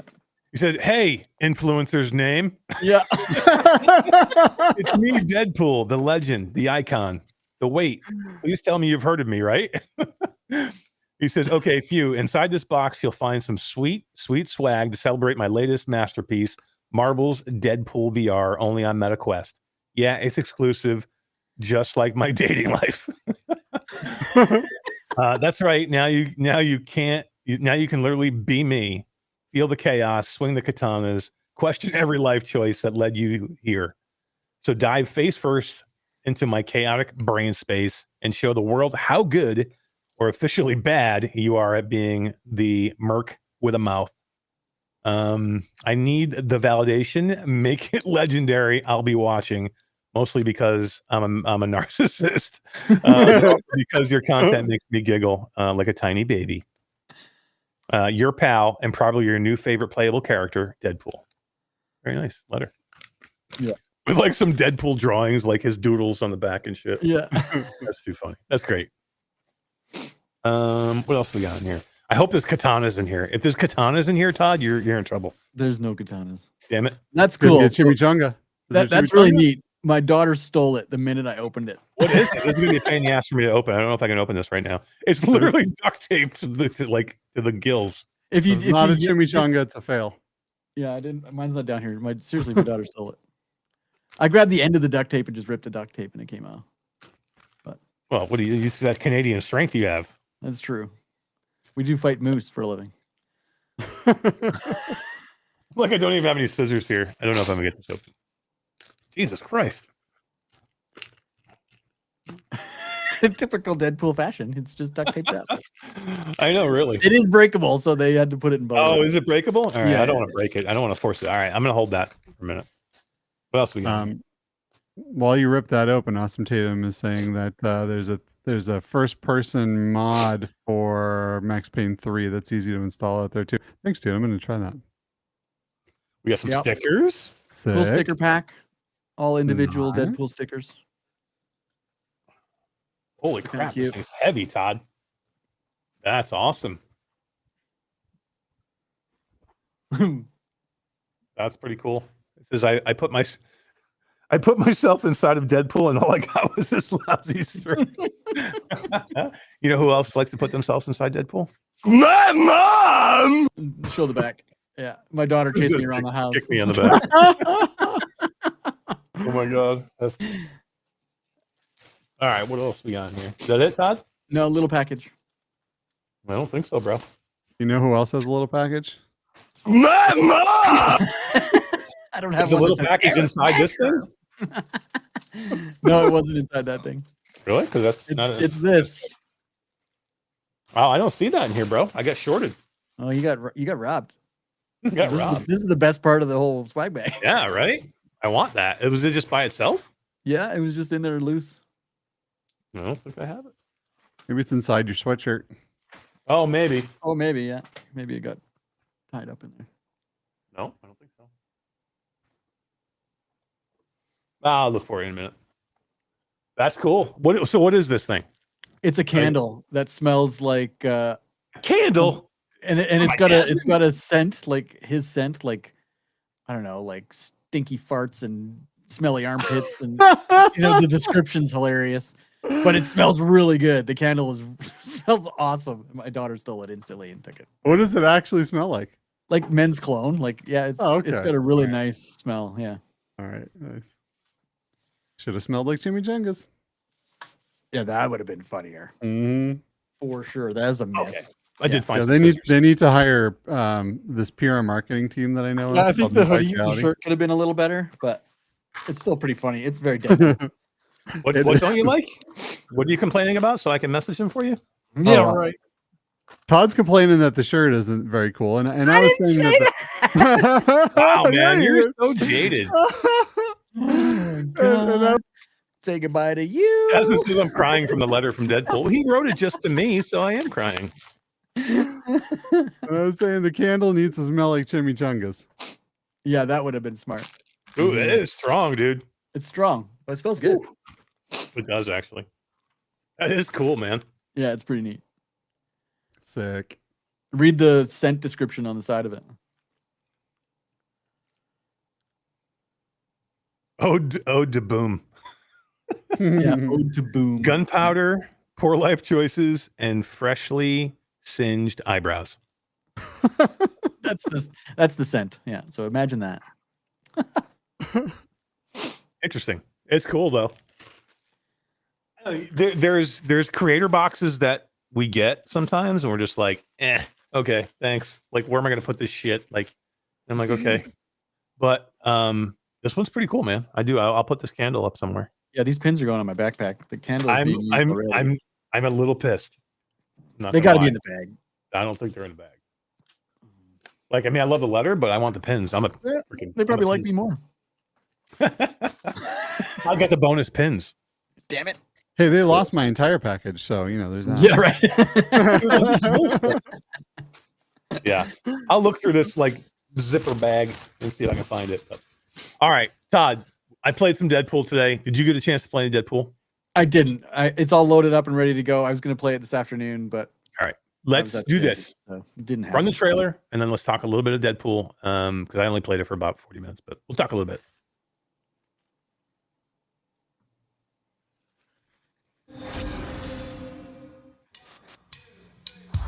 My massive, galaxy-spanning streaming network is expanding.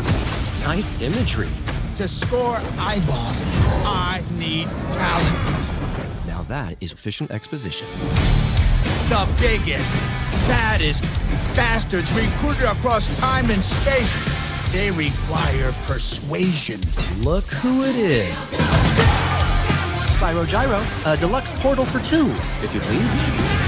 Adoring fans will be watching your every move. Fighting on a reality show to the cheers of trillions. Minimum effort. I have little tolerance for low ratings. Oh, shit. OMG.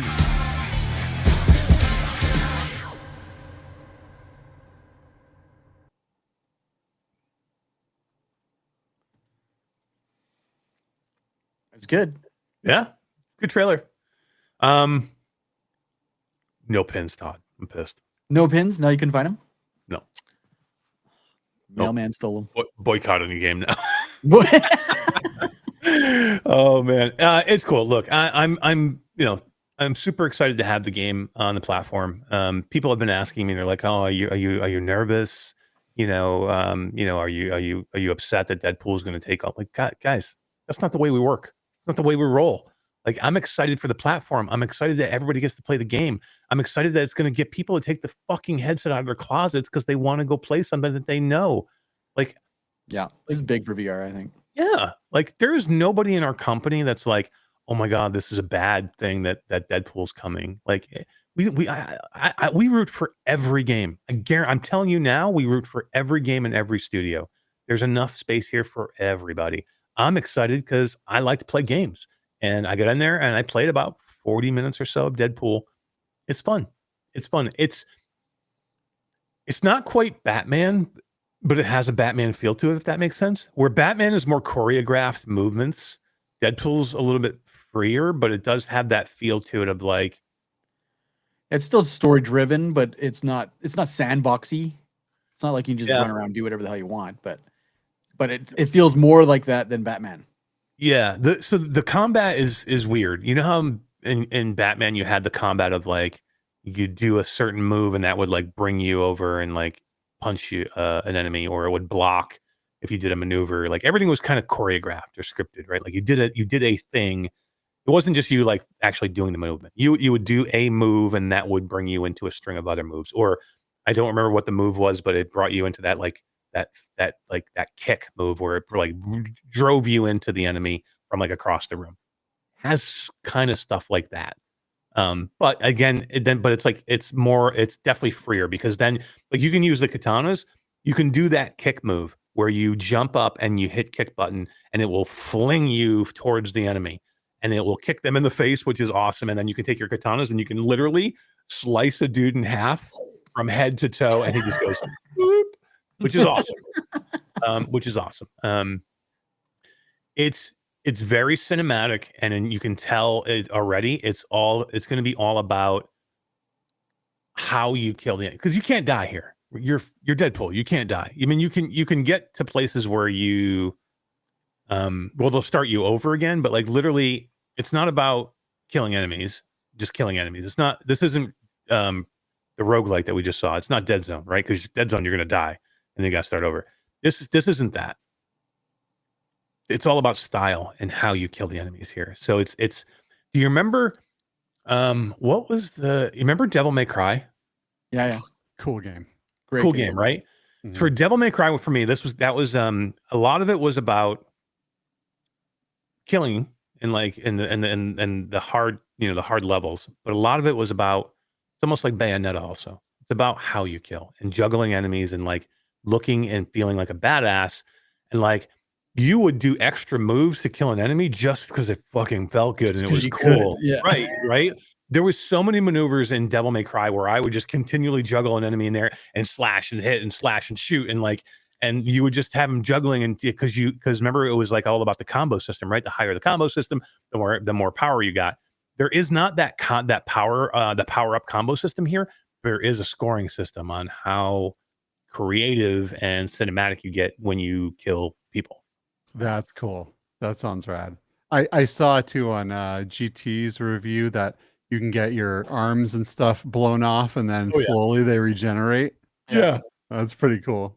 He's got this one early on where you go in, it's a pre-scripted level. You automatically get because it's in that tutorial pre-scripted stage where they're like, everything is always kind of mapped out for you. And he gets his hands blown off right in the beginning, and you're looking down at him, and all of a sudden the freaking hands start growing out again. He's like, why does this remind me of Korean barbecue? Because it's like his hands like regenerating with the blood and everything. It's like, and that's one of the things too, is like some of the one-liners here are excellent and funny. Well done. And Neil Patrick Harris, who you would not think of as to play somebody like Deadpool, I think he does a really good job here, if not a little bit deadpan-y, but I mean, I think he does a good job with the voice, and like the lines are good, Skeeva. Like they're funny. Freaking love Neil Patrick Harris. Everything that guy has ever done has been gold. So I am stoked to see his rendition of Deadpool. Yeah, it's good. It's better than you think. Like you very quickly forget that it's not Ryan Reynolds. And you're kind of feeling it. Robert Dodge has stopped in and says, morning all from the UK. Luckily, I've woken up just in time to miss you all. Love Artful. Haven't seen you in a long time, Artful. Yeah.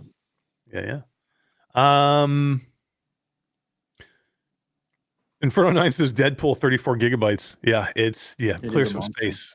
Clear some space. It's a monster for sure. But it's good. It's really good. The only dig on it that I really have is that they didn't send me the pins in the package. No, I mean seriously. I mean, there's a couple things here. It's and look, I'm only 45 minutes in or 40 minutes in, whatever it is. But the opening level that everybody has been kind of streaming today or probably showing off is a level where you're basically a passenger in a vehicle and you're driving down this mountainside, down these mountainside pathways, and you have your guns and you're sitting in the passenger seat and you're just basically shooting at hordes of enemies in vehicles, on motorcycles. You're taking them all down. And while it definitely reminds me of Fract. Me and Skeeva mentioned this earlier, or talked about this earlier.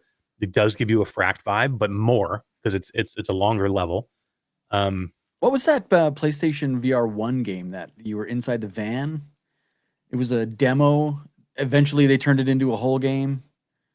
The Heist? Yeah. London Yeah, Heist. they turned it into Blood and Truth. Yeah. Does London it Heist feel turned like into that? We're in that van scene? Yeah, kind of. You're shooting it out of a car and you're shooting at like There's a enemies car on coming apart, like you motorcycles. can poke your head out the window and things like that? Yeah, for sure. You can't like stand up in it or anything like that. I No. would have loved that. Like it for me, I was like, you're, stand up to a you're sunroof sitting or in something? you're sitting in the passenger seat, and for me, like I would have loved to be like, there's no roof on the car, so you're like in a Jeep. So let me stand up on the seat, and then I would have felt more in control. This was you're sitting in the passenger seat, and what I told Skeeva that it's an epic scene. It really is good. I just wish I felt like I was in control of it and that there was a possibility of me actually dying here. Like basically I'm just you don't even reload. There's no reload. You just have infinite bullets. Really? Yeah, infinite bullets during this scene. Holy shit, that's weird. So you just keep shooting. And then like look, I'm just spamming my triggers and I feel like there's no skill for this at all. I'm not aiming at like these shots. I'm trying to aim, but it doesn't feel like I have any aim. Yeah, like infinite bullets, it doesn't matter. We just keep pulling the trigger. Yeah. Yeah, it felt unsatisfying which is weird because again, you get to the very cinematic stuff later on because this is the very first level of the game. You start the game sitting in this vehicle and like you go through this little like cutscene, which is funny. You can't skip, which sucks because you have to keep doing it over and over again. What I did find funny was they give you an opt-out. So basically, when you get to the end of the little cutscene and you're ready to start, they basically say, hit the A button if you'd like to watch this as a cinematic experience and not experience it because it could get you sick. Really? Yeah. I And don't think I've ever seen that in a VR game yet, where you can skip a level and they'll cinematically take you through it. That's interesting. And they hammer you over the head with it because even about a couple of minutes into this, they're like, hey, really, if you're feeling anything, let us know. We'll pull you into the cinematic experience. And I'm like, fuck, you already asked me. You don't need to ask me again. Like, because for me, that kind of ruins the immersion though when they're doing it halfway through. That's not good. I mean, look, I love that they have the option. Don't put people through it if you're going to get them sick. Yeah. I get it. But look, don't hammer me over the head with it and make me pay for it because I don't get sick. Like, look, I'm a VR player and a lot of people are, right? And, I know there's going to be a lot of new people in here and you do need to take care of those new people. So you do have that mode. You gave them a quick thing in the beginning. You don't need to hammer them again. I mean, I guess you're just reminding them, hey, if you're sick, you can still hit the A button, I guess.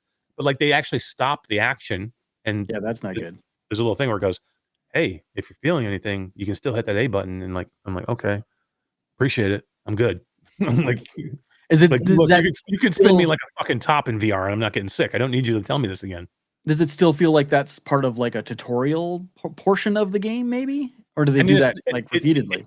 It's not really tutorial because you're only sitting in a vehicle shooting your guns. So like none of the actual move, the tutorial is really after that when you start to get into how you're moving, how you kill enemies, how you interact with the environment, how you like work with the weapons you get. You don't even get because what happens is I don't want to spoil it.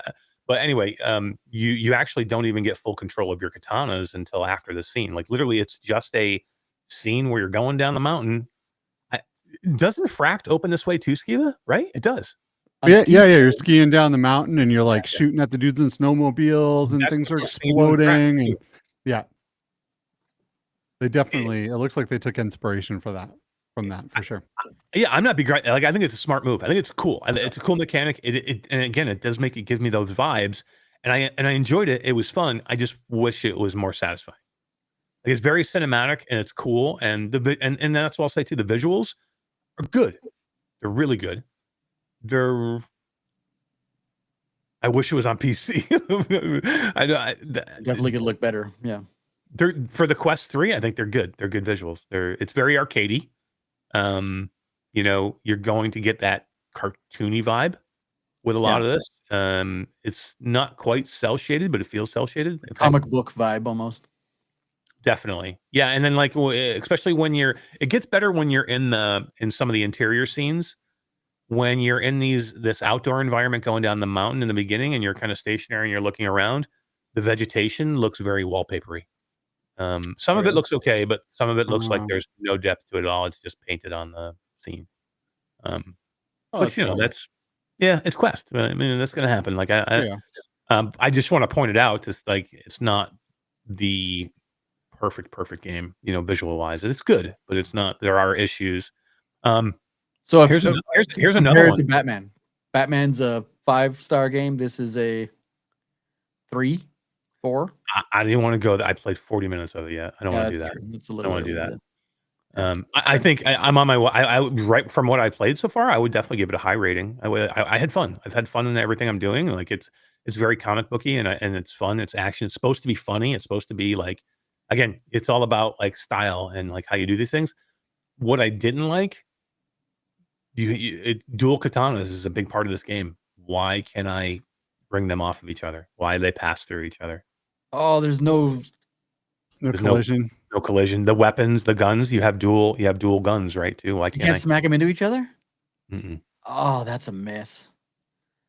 Like, and your katanas are a big block for me. I got to play this now. Oh. The katanas are a big blocking maneuver with bullets right? Coming in, right? Yeah. So the bullets, you're blocking the bullets, but why do they pass through each other? The conclusion's there. Why isn't it everywhere? Makes me feel weird. Old Darth says 3.5. Ooh, that's tough. I don't think it's 3.5. It's fun. It is. It's fun. The scenes are not skippable. It's true. There are some things here that do knock it. I don't quite think it's Batman, but Batman was like Batman was a $100 million game on the store right now. I think Batman's one of my favorite VR games of all time. Yeah, it is on my list for sure. I had so much fun in that game. It's hard to it's not fair, and it's hard to compare anything to Batman. It's like comparing things to Half-Life Alyx, right? Like, well, why is that? It's a game that was made for the Quest 3. If this isn't living up to that, then why not? I just think it should be fair. It's not like it's different hardware. It's the same fucking headset. No, but if you put $100 million into a game, you should be better than a game that only had $20 million. Absolutely. That's what I'm saying. Like like Batman was this wasn't Batman. Like, you don't think Deadpool's got Batman money? That's a big franchise. I don't think it was the same. No, I don't think it was the same. I think Batman was a headset pack-in game that they put exactly what they wanted to put behind it to help sell the headset. And that's what it was. And they were going to put everything they possibly could behind it. And the amount of money they spent on that game was probably, I mean, I've heard numbers I'm not going to say here, but like, I know it was astronomical. Like the amount of money that was put behind that game, they never had it in their head that they would ever collect and get money back. It wasn't about that. It wasn't about that. Yeah. Not for the game anyway. Right. But if you took headset sales, and then the game sales together, they probably recouped it. But like, it wasn't about that for them. They didn't care. They didn't care about like what they were going to make back. They were going to put and make something special that they could point to. They wanted their Half-Life Alyx. Half-Life Alyx helped sell the Valve Index. Valve Index was a very expensive piece of hardware. Sold the Quest too. Half-Life Alyx, yeah. Yep. But I mean I don't think the Valve Index would have done as well if it didn't have Half-Life Alyx to go along with it. And that's why, and we're going to talk about Valve here in a minute. I'm a little nervous now. I think because people have been waiting for so long, and the price point will be much better here. But I'd be a little nervous not to have some software to go from Valve to go along with the new headset. But Yeah, but anyway, like it's tough to compare it to. I don't want to dig it because it's not Batman, but it's not Batman. I'll definitely tell you that. I didn't get that feeling within the first, like when I played Batman, when me and you demoed it together at Meta Connect. Yeah. Even just the demo, I'm like, holy fuck, man, this game is going to be something that we've never seen before. Yeah, and that, first, you didn't get that kind of feeling from this. Yeah. In the first 45 minutes, I did not get the feeling from this game. Yeah. All right. This game is fun. It's fun. It's going to be fun. I'm just reading through some of the reviews, and people are like, yeah, if you like mindless killing, this game is for you. There's a lot of good reviews. Like there's no skill involved here that where you're like, oh my god, I got to do this or I'm going to die, and if I die, it's going to be a huge penalty to me. It's just more about looking cool doing it. Right. Yeah. Which can be fun. Like it can be fun. The story seems fun. Again, the dialogue is fun. It's funny. They are not holding any punches here. Like he's talking about sexual stuff, swearing, saying the F word a ton, you know. This is not what I would consider a little kid's game. You know, I think if you're a tween or older, you're fine, but like wouldn't want to put my 5 or 6 year old in this game having Deadpool talk about his. Although there is a children's mode that you can toggle on from what I've seen as well. And Yeah, I did hear that. I didn't see it in the menu Mm-hmm. because I didn't go looking for it. But is anybody talking about the children's mode? Did they cut out some of the vulgar and some of the vulgar? People have just mentioned it's there, but you know, the people we know don't really care about it. But everyone mentions it's there, so I'm not sure. I would think that they would. They got to make kids love Deadpool. And there's an unbelievable amount of irresponsible parents that bring their kids to these movies when they come out, right? Right. And it's like, and so you know they're going to end up playing Deadpool. Some kids are going to be like, "Mom, I want this game," and they're going to be like, "Here, shut up, take it." You know, so it's good that they did that. It is good that they did that. Now, what kid is going to go in there and hunt down the kid mode? Yeah, right. That's not going to happen. But like, you know, it's good to see that they tried, right? Old Darth says no blood and no swearing in the kid mode. Oh, cool. Okay. That to me kills the game. Like for sure. Right. Because the but they're not the target market either. So yeah, you're not. This is for like an 8-year-old, you know, like a Deadpool. But I mean, that's what I'm enjoying about the game, though. For me, as my age, like I'm enjoying the game for the humor, and for the carnage. You know, I mean, basically in the first scene, I think, and I won't spoil it. I'm not going to spoil anything. This is what like been in like everything. The first scene, you're like after this chase scene, your head gets cut off, and like basically you're sitting there on a table, your head, and you control your body. And you walk over to the scientist and you start banging his head off the table so you can like, and then you put your head back on your body. It's a funny game. I freaking love Deadpool. Yeah, I love Deadpool too. Like the movies, I've seen them. Yeah, each one of them at least comics, a dozen times. Like yeah.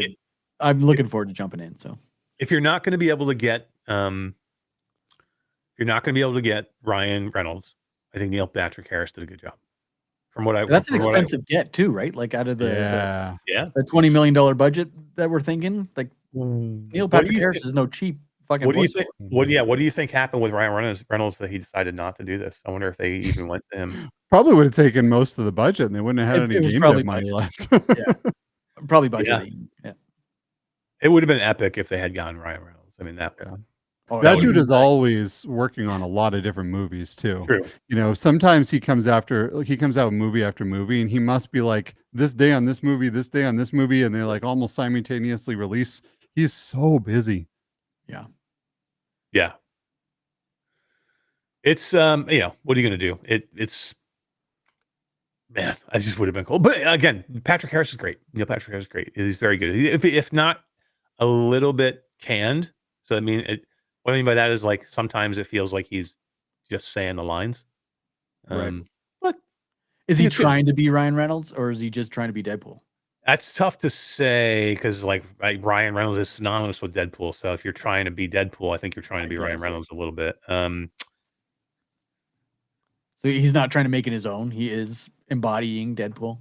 Again, I forgot after the car scene. I literally forgot that it wasn't Ryan Reynolds doing that's it. That's a good sign, though. That's good. Yeah, that's I mean, literally, and because in the beginning, I'm like, oh, you know, because I knew it was Neil Patrick Harris. So when I started hearing him talk in the beginning, I'm very much listening to him. I wanted to hear him do it, and then by the time I got into the next scene, after that scene, I was like not even thinking about it, and I'm just listening to it, laughing at the shit he's saying, and Yeah. Cool. It's good. You guys should definitely get in there and check it out. Try it. We'll talk about it a little bit more next week. And I'll have more time to get back into it too. There's a ton of games that I need to get into that I want to talk about. A lot of Lies and Rain I want to talk about. Yeah, that looks Arcane, good. Arcane Age is now on PlayStation. I want to talk about that. I want to talk about Reach a little bit and get into that. Reach. I like Reach a lot. You know who loves Reach Around? My mom! Yeah, she does. Yeah, she does. Yeah, I mean, there's a lot of games that I've been wanting to play. I want to play the Vampire Survivors game in VR. That looks really good. Man, there's just too much to play right now. But probably all I'm going to play is Roboquest, to be honest, on PlayStation. So I don't know what to say. That really, truly has made it so I have not played a lot of other games. I do have some cool games in my library that people send me codes for, and I'm playing the game we're developing. Like, that's got to say something, right? Like, we're engulfed in this all the time. You think we'd be sick of it, and it's still taking up all my playtime. Sorry, I know we've beaten this dead horse a million times, but damn, I love Roboquest. Yeah, I do. I can't put it down. Like, literally, I don't know what to tell you. I'm like the only thing that's actually gotten me out of it is this Deadzone game. Otherwise, I would have played it all weekend, because I'm like, we're finally playing the PlayStation version now, which is fucking phenomenal. So that's I spent 10 or 12 hours just in the PlayStation version of Roboquest this weekend, and I got hundreds of hours in it. I have 70 hours in the VR version on Steam already. Wow. Just in the Steam VR version. That's how much I love this game. That's like, I can't like, it's been a year and a half playing it in VR, and I can't put it down. Old Dark says can't wait for Thief. I'm looking forward to that one too. There are some games coming. How about Shadow dropping the announcement for Men in Black? You guys see that? No, I totally missed that. How did you miss it? Yeah, it doesn't look. Todd, can you grab? We're getting long in the show here. I know we want to start wrapping up, but the trailer's not worth grabbing. Like, it doesn't show you any gameplay or anything. No, I know. That's why I wanted to like make fun of it a little bit, but that's fine. Because we are getting long in the show. But yeah, they kind of shat. They put no marketing into it other than like, hey, it's here. I'm like, holy shit, okay, interesting. Yeah, and it's multiplayer. So you're gonna be able to play, I think, at least 2 people, maybe more, but I think it's just 2. I think it's just 2, but I could be wrong too. Like I say, there's really little known about it at the moment. Yeah. Babarogo says, guys, got to go to sleep. I'll finish watching tomorrow. Bye for now. Thanks for coming, man. Appreciate you. Yeah, thanks for coming by. Thanks for stopping by. This other game that we were going to talk about, we should talk about a little bit, because I've been having a lot of fun with it. All right, let's do that. I've been trying to find the chat. There was some people talking about it in chat, but I can't find them. I think they've gone by too long. Yeah. Let's move on to another game that I've absolutely fallen in love with, and that I wanted Todd and Skeeva to jump into, because it's a game that I think we could definitely play together. I think it's one of my favorite genres besides roguelites, and that's extraction shooters. And I got heavy into Tarkov when it came out. Not when it came out, I actually found it later, but I got heavy into it for like over a year, where I played it every day. And I was like, I lived and breathed Tarkov. Why I love Ghost of War so much was probably because of Tarkov. I just love extraction shooters. I think they're one of the better gameplay loops of a game. Having your gear mean something to you is like, I love that. I love building my gear. I love building my my hideout and filling it with my gear that's mine. If I lose it, it's gone forever. Like, having that as a punishment, as a consequence. Consequence. That's perfect. Yeah, the consequences and death in these games make it very addictive, and you really try like really hard, and it brings up your adrenaline, and you're like sweating, and you're like, oh man, I just gotta get out of here with this gear. Yeah. I love that gameplay loop too. I really, really do. Yep. And this one has kind of wrapped me like Tarkov did, but it's definitely more approachable. Tarkov is not for the faint of heart. Like, just getting into Tarkov for the first time, if you don't have somebody there at least to show you the ropes a little bit, or you don't do a ton of research and reading, you're screwed. Like, literally screwed. Because they don't give you a map, and you have to know your extraction points, and there's no map in the game. Like, literally there's no map. You go in, you're in a spot, there are extraction points, but you don't know where they are. and you don't know where you are in the map. So you actually, so like for me, I had wiki pages up of people that had put up maps, and then you memorize and learn the maps. And there was a lot of them, and some of them are huge. Literally, so like you could get into a map and you could get all this loot and you get all this stuff, and the timer's running out, and literally you don't know where you're going, or you think you're going towards an extraction point, and you were actually going away from your extraction point, and you realize it halfway through, and now you're like, oh my God, I have a minute left.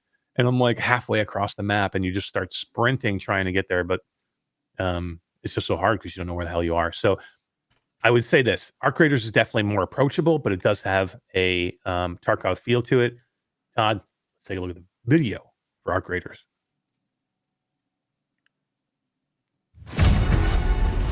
Doors are closing in 5, 4,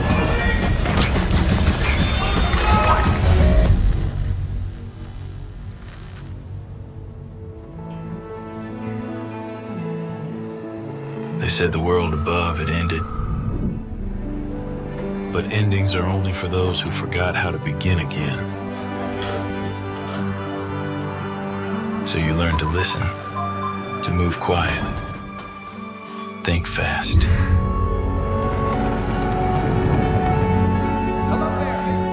Be ready to change your mind. Up there, the roads are twisted, the rules are gone. But if you were brave enough to wander and seek, who knows what you might find.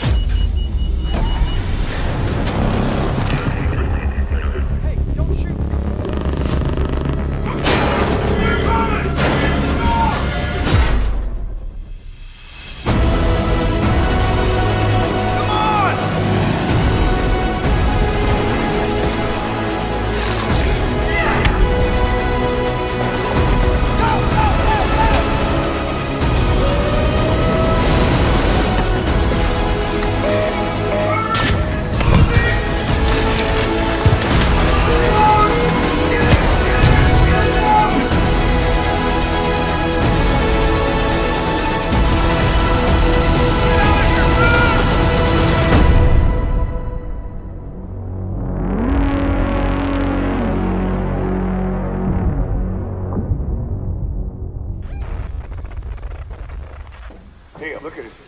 They ain't ducks. Come on, Apollo ain't paying enough for this. That's why I was asking for a minigun. So good. Talk about music to a trailer, dude. That trailer is epic. It's epic. That trailer is awesome. Yeah. That's what it feels It just like. gets me pumped to go back in and play more. When you see a trailer and you're like, that excitement at the end of that trailer when they're extracting at the end, and it's cinematic, but like, and you hear the music and everything, but literally, I'm telling you, that's what you feel like when you're heading to an extraction, and you know there's probably teams camping the extraction, and you still know you have no choice but to try and get through it.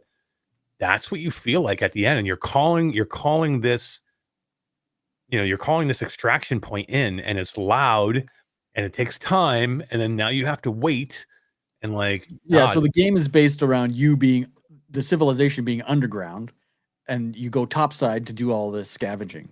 And your extraction points you call are an elevator system that takes you back down underground. So these sirens go off, and steam and all this stuff as this elevator operates to come and get you.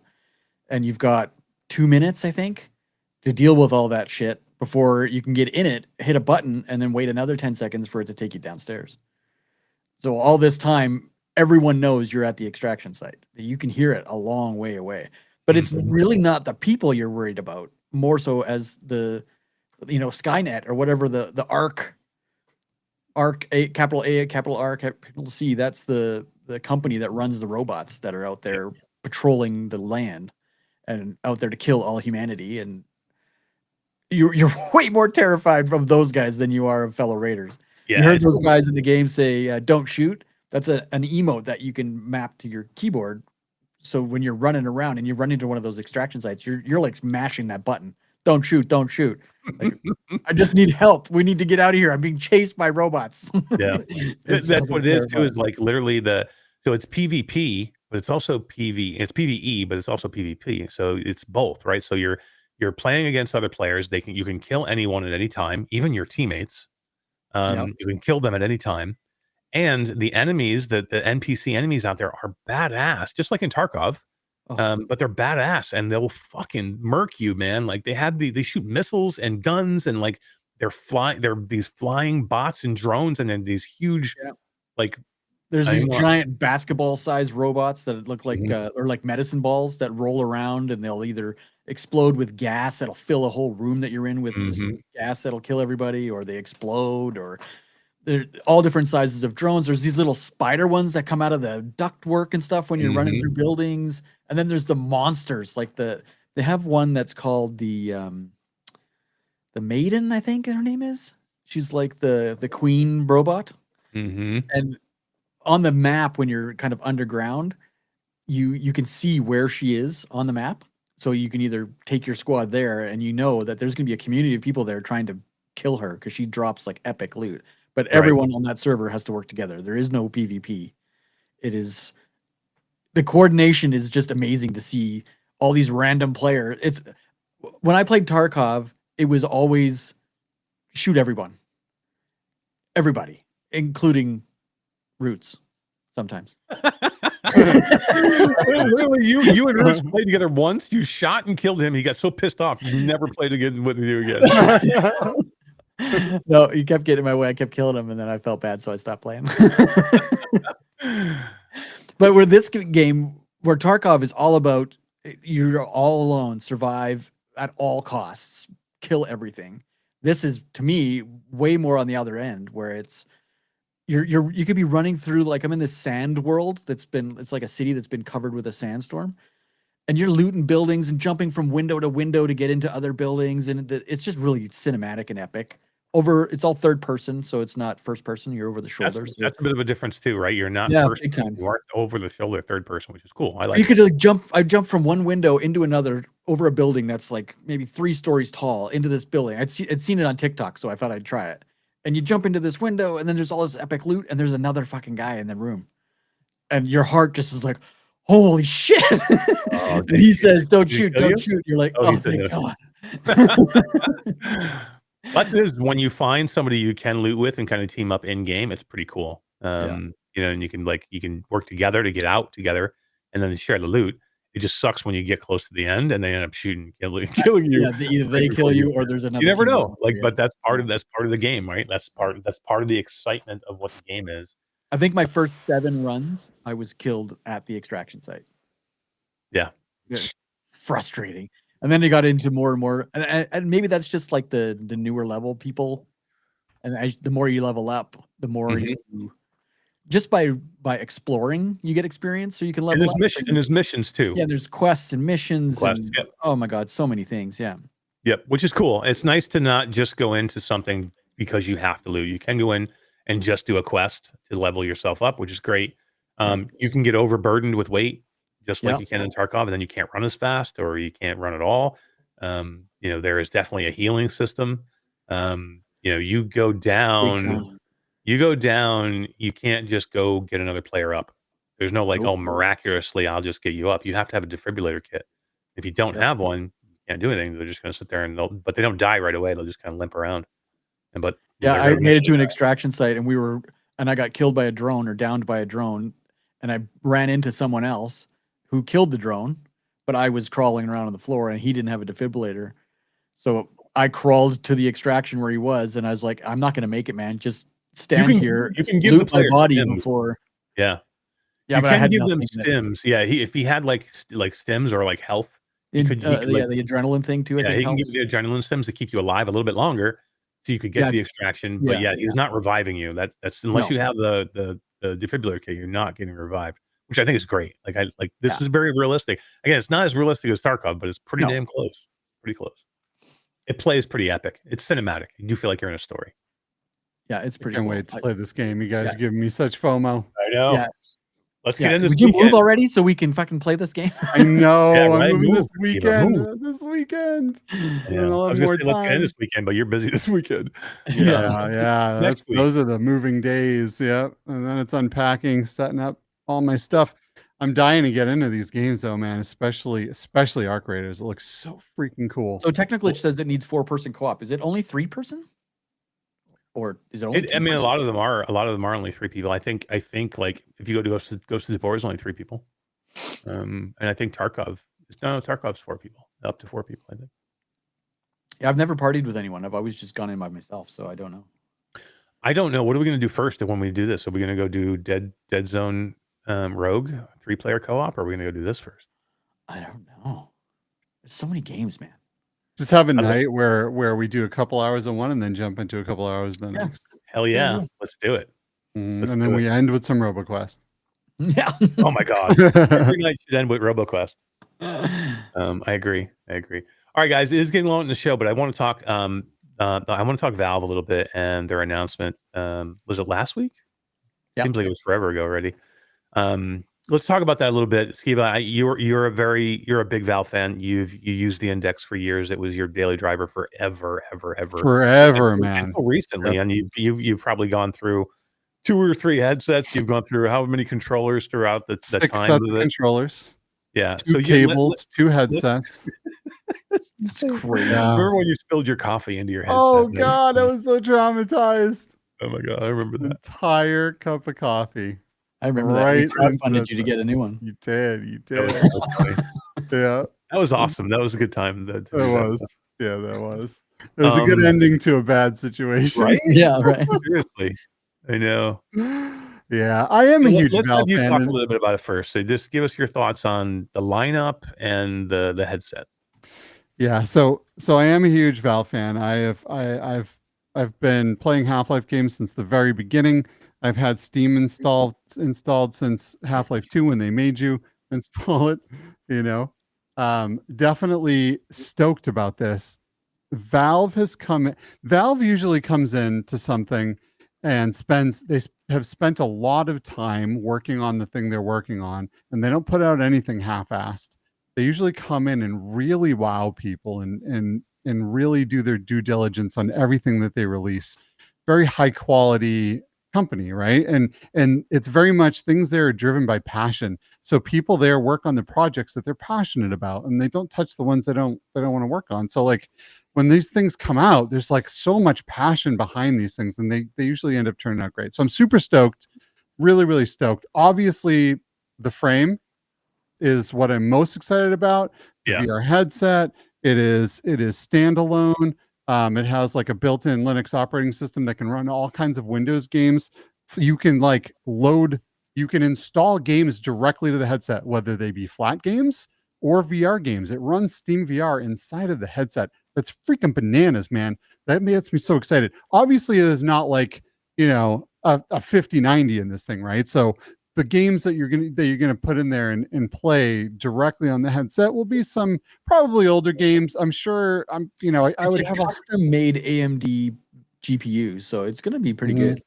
Yeah, for sure. I mean, it'll be great, but like you're not gonna get in there and play, the most recent, VR game directly in the headset. But what you can do is you can plug in the dongle that comes with the headset, and then it creates its own dedicated Wi-Fi 6 stream directly to your headset, right? And it has its own antenna only for the streaming portion. It has a different antenna for Wi-Fi, a different antenna for Bluetooth. So nothing is competing with the bandwidth here, right? It's giving you this really premium streaming. And then it does the foveated rendering, right? And it's really rendering to the highest potential, exactly where you're looking at. And it's using eye tracking to really like bring in that crystal clear 4K image like directly to your eyesight, and then it's saving on bandwidth around where you normally foveated streaming, not foveated rendering. Right. Only sends you the part you're looking at, which is brilliant. Yeah, it's so cool, man. It's just so cool. The tech in here is amazing. It's going to run well. It's very light. I've talked to people that have worn these in real life and say it's like strapping on some ski goggles. The most comfortable headset any of these people have said they've ever worn. Everything about this headset has me so freaking excited. Yeah. I mean, I'm just stoked. And no one that did the demo saw a version of Half-Life Alyx that ran directly on the headset, but I wouldn't be surprised if that's coming, right? Everyone's streaming it from the PC. They're also, demoing that part of the functionality, which I'm super stoked about. Man, I'm just So you're thinking that Half-Life Alyx will run standalone without the Steam? I'm thinking eventually they'll get it there. I mean, wouldn't you if you were Valve, right? I mean, I feel like they've been optimizing that game to run on the crappiest graphics cards. Yeah. Right. All the way up to the most high-end graphics cards, and it's a phenomenal experience. But I feel like you can play Half-Life Alyx on a 970, Yeah. I don't know if you really can. Yeah, you probably could. Maybe you could. Maybe a 10, maybe a 10 series. We talked about this a little bit ago when we were preemptive talking about this, and not having a new game released with the console or with the headset. I think the only way you do get around it is having Half-Life Alyx playable on headset standalone, because that opens that up so much that it's almost like having that game released again. Yeah. Or Can standalone. you imagine what that would do to reinvigorate VR? Holy shit. And we don't know. There could be some title that's coming. We still haven't gotten any prices. There's a lot that Valve's still going to come out and talk about here, right? Like, so it would not surprise me at all if they came out and they're like, oh, by the way, the new game we've been working on is VR compatible and runs in the frame, or Half-Life Alyx has a standalone version, or or even Half-Life 2. Who knows, right? Like, I would not put any of these things past Valve. They have continued to work on Half-Life 2 forever since that game came out, man. It's so old now, and they continue to update it and drop new patches, and they have Team Fortress. They have so many great games. You could even throw Dota on there, right? There's so many different things that they could do on this headset. And I'm stoked. I'm stoked to see what happens here. It's like I'm sitting on the edge of my seat. I can't wait. I need this thing immediately. The controllers, look at the controls on this thing, man. Like full blown, like it looks like a full blown gaming console controller broken in half. Well, and that's what they actually say here. If you look at it, because they do show that they want this thing to be a flat gaming device as well. Like I've been playing on the Apple Vision Pro with this Deadzone Rogue. So they want you on this headset playing flat games, but they don't even want you using a 360 controller or the Steam controller. They want you using this. They want you on the headset using your touch controllers as a flat gaming controller. Yeah, so they said they don't even want you to think about what you're going to play when you get in there. Like, should I grab my controller? Should I grab, what am I going to play? Am I going to play, like, get in there and see what you feel. And then whatever you're feeling is 100% compatibility with what you already have in your hand, right? So I think that's phenomenal. Being able to play every game in the Steam catalog. There's so many freaking games. There's probably more games in the Steam catalog than there are people on the planet. Like, there's so many freaking games on there. You can play them all in this headset. That is so rad, man. That is so freaking rad. I'm so stoked. So stoked. Yeah, it's cool. I mean, the whole lineup that they showed, I thought was cool. Like even the controller, I think looks cool. It's definitely something I'll look at. I like the fact that it's it's wired and Bluetooth, and you can run it both ways. Has touchpads on it too. You know who loves it when you run it both ways, Todd? My mom! I thought you were going to hit the Orlin Hooper button by mistake. I almost did, yeah. This controller, they're saying, has an 8 millisecond response time. That's freaking bananas. Now, things like the Xbox controller have really good response times, but the more controllers you hook up, the less the response time. They say you can get up to 16 controllers going with an 8 millisecond response time. I didn't know that. Really? Yeah. Each dongle supports 4, and you can do up to 4 dongles per system. And the Steam Deck has a built-in dongle. I mean, the Steam machine has a built-in dongle, so you don't even have to use the dongle that comes with it. You can just pair the controller to your Steam machine. Then you can have the dongle that comes with it, the wired one, on over in another room on your gaming PC, and it's supposed to seamlessly switch between the two. Yeah. So I mean, it's super. And it's a charging device too. Did you see that? Yeah, Mhm. it's a charging dock kind of adapter. Yeah. With 35 hours of battery life on one charge for this controller. I mean, that's pretty good. That's so sick. That's Yeah. so sick. That's so sick. And I don't, for people that may not have purchased the original Steam controller, the whole point of this thing too is to be able to play games that do not have controller support as well as the games that do. So they have the touchpads to simulate mouse and keyboard along with the buttons. Every button on this controller and the VR controllers has touch capacitors on every single button on the whole controller. Yeah. The controller is completely tracked within the Steam frame as well. So just like the PSVR controller, you could pick it up and see it in the headset. You can also do the same here, which is so cool. It's just so cool. This whole ecosystem here is absolutely amazing. There's like just so many people that want to play PC games that are like, I just can't buy a $3,000 computer or a $1,500 computer or whatever, right? But they can buy a Steam machine and they can hook it up and they can have a phenomenal experience here. And then if you have a Steam Deck, you can turn off your TV and then pick up your Steam Deck and then pick up right where you left off with the game that you just played. Like this whole ecosystem is amazing. And I really hope, like, I love Sony, I really do, but I hope Xbox and Sony and everyone is shitting in their pants a little bit because competition is good, and this is going to really rock the ecosystem of all of gaming's boat here. It really is, and I'm super stoked about all of it. So what do you think for, let's just speculate here, retail price of the controller? $300. The controller? Yeah. The controller, I'm going to say. So just so you know, like the Xbox 360 controller I have, which is it's an Elite, was $250.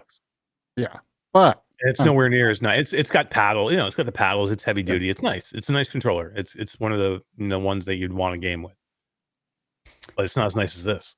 So the last controller they released was $40. So I think at most they doubled that price, but I still can't see them doing that. I do think they're really going after like look, they're not putting high-end graphics cards and stuff into the Steam machine. I think they're going after a specific audience here. I think they are trying to grab a piece of that PlayStation audience, but not the ones that grab the Elite controllers. I don't think. I mean, maybe. The only reason I said that too is the last Steam controller was such garbage. It was cheap. It wasn't good. They got killed with it. Nobody wanted to buy it. I kind of feel, and if you look at what's in this, just in the, I know. Look, I wanted to buy it too. But if you look in like just even the sticks they're using here, like everything seems premium, high end, magnetic sticks. Yeah, I know. And then with the dock, with the controller, with the dongle. I mean, it's not. I think $99. I don't think it'll be over $100. This is going to be. I guarantee. I mean, like maybe I'm high at 300. I probably am, but I could see this being over $100. That would surprise me. I would say under $100, but interesting. I say 60 to 70. That seems low to me, but that's more than that's less than a good PlayStation controller. Like everyone, if they get you want to buy a good gaming PlayStation controller now, it's $150. I mean, not the first party controller. No, just the basic ones. No, but those are just basic. This is not a basic controller. This is not a $40 controller. But if you go right now, I mean, like some of the good gaming PlayStation controllers from PlayStation, or some of the ones that are like even the off-brand ones that look like PlayStation ones, they're $150 easy. Like, well, Valve has purchased manufacturing plants. They are doing all of these things in-house. They're sourcing their parts very carefully. It's very possible this could be a $150 controller. I think they're really going to grab a piece of the market here, and I don't know how much you can really charge to start to grab that audience and to start to pull audience away from the already established consoles, and who knows? I mean, this machine isn't just a console either, right? It's a full computer. It comes with a full desktop Linux operating system with a full GUI that looks really, really nice. You can install your own apps and you can dual boot Windows to it, right? So it is a little bit more high end.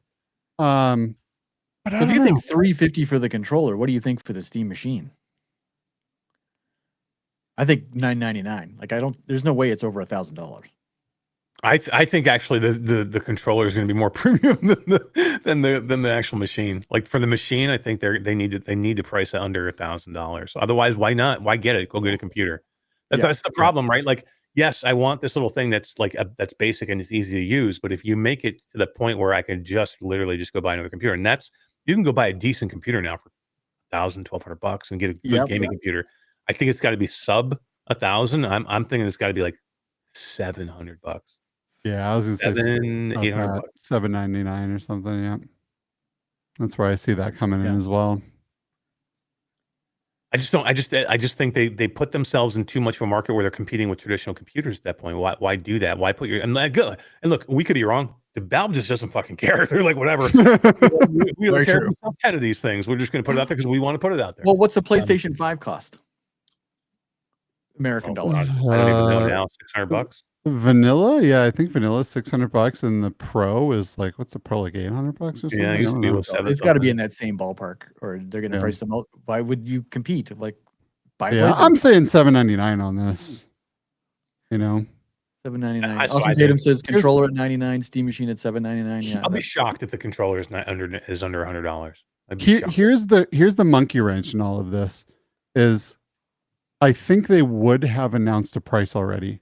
But I think all of the tariff things that are happening are throwing them for a loop because all of the parts are changing prices on them. And they have to really figure out what the long-term game is here and what's happening with that whole thing so they don't lose a bunch of money here, you know.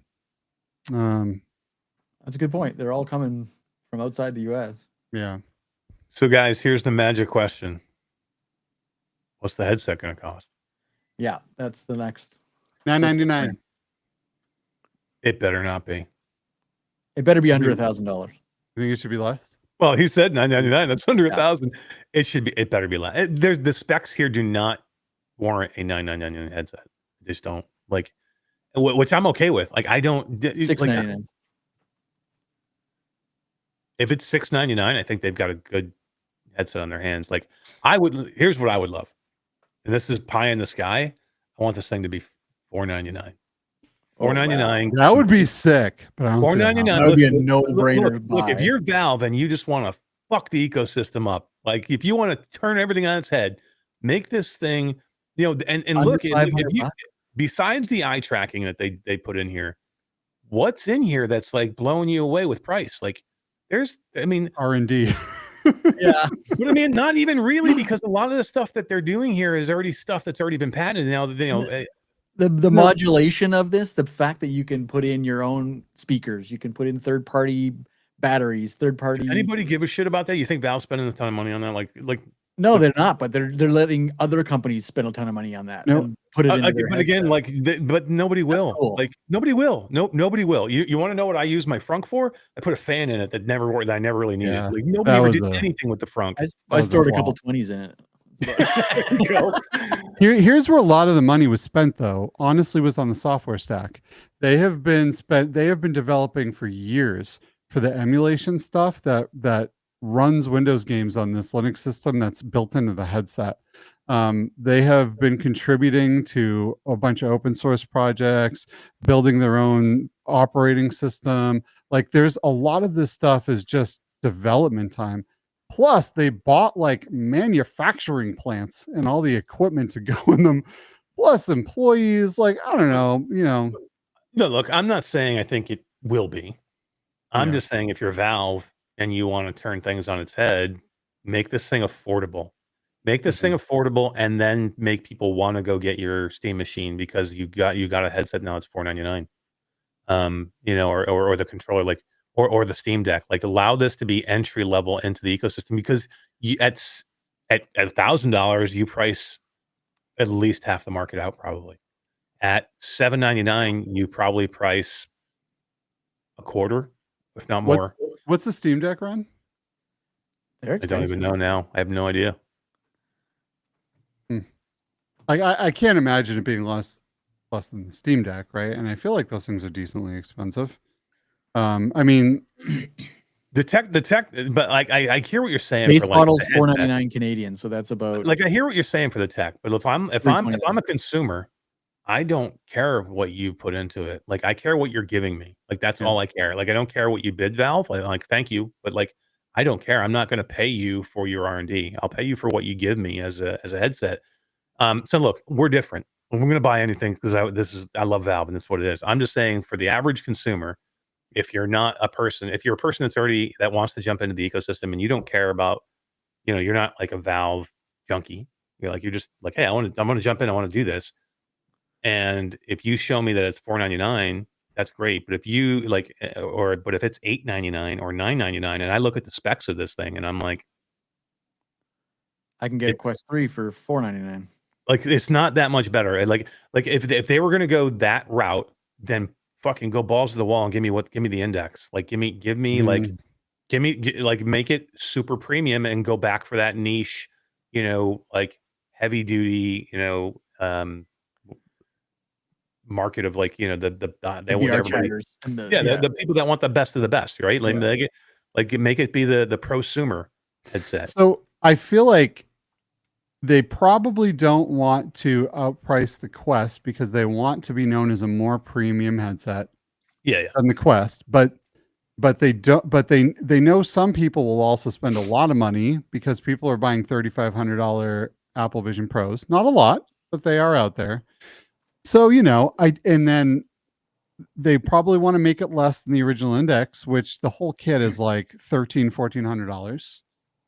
So I think if you came in at $9.99 or $8.99 or something like that, I still think you're kind of doing well. I mean, $7.99 would be great. Maybe same price for the, for the console as well as the headset. I don't know. This is a really tough question, and it's a very interesting. I think we've seen the problem with pricing your headset too high with a console.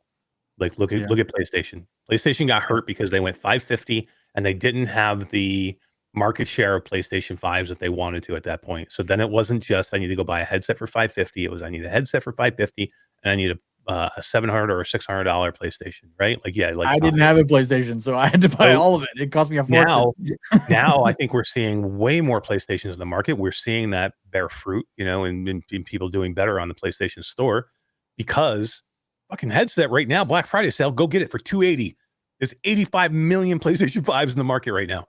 So, it's almost everybody has PlayStation 5. So it's almost no longer, oh, I got to go buy a PlayStation 5 and the headset. Now it's the headset's $280 with Call the Mountain packed in. Black Friday sale. Tell me you shouldn't go buy that at $280.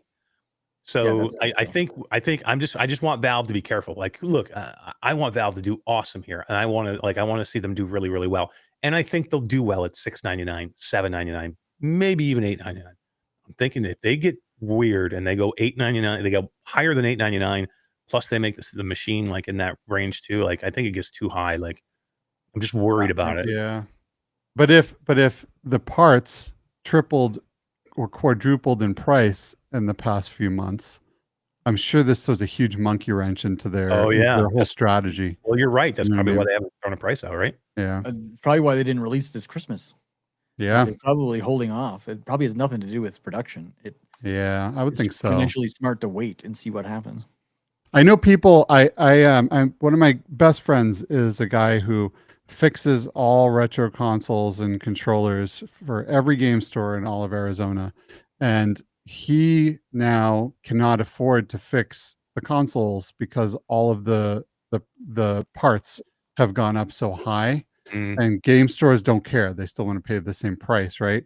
So it's really interesting that all electronics are really skyrocketing in cost, and Valve comes out and throws down their product line with no pricing.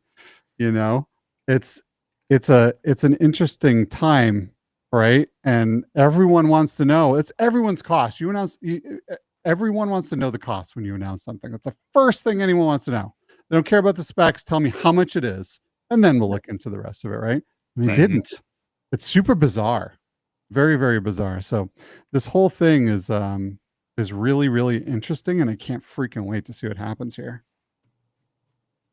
Agreed. It's going to be an interesting spring. I'm hopeful.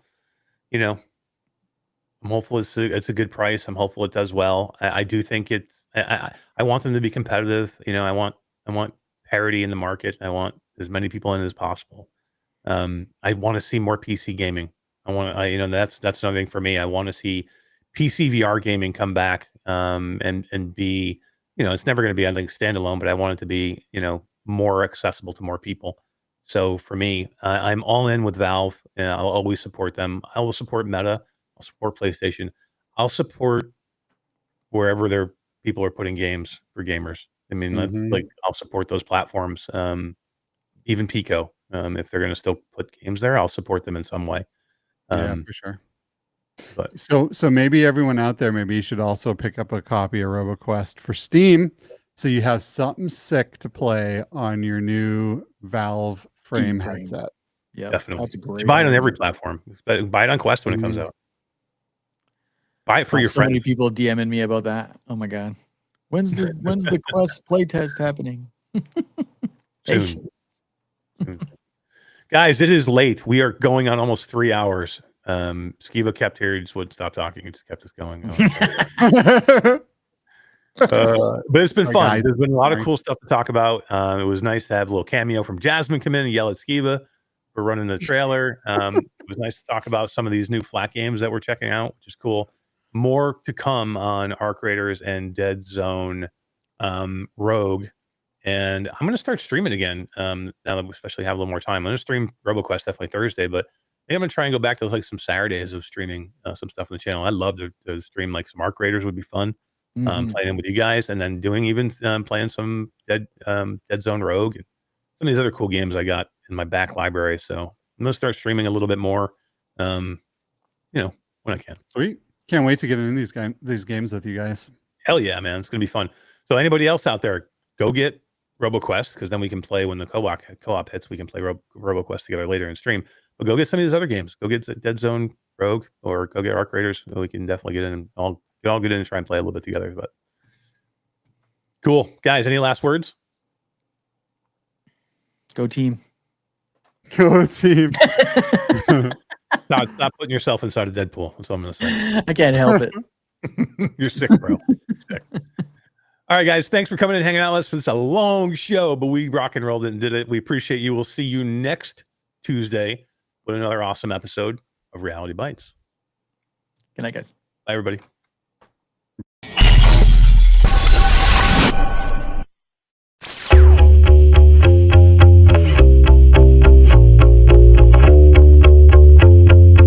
Do you have a maple leaf tattooed on your hand? I do not have maple leaf. I thought that was like a Canadian law that everybody gets branded with it. It's a birthmark. It's not a tattoo. We're just born that way. Birthmark. We've had so many people DMing us and leaving comments on our YouTube videos about how terrible Trombone Champ's going to do and the company's going to go bankrupt. To see it do so well on launch day was just like, you know what? That guy can kiss my ass.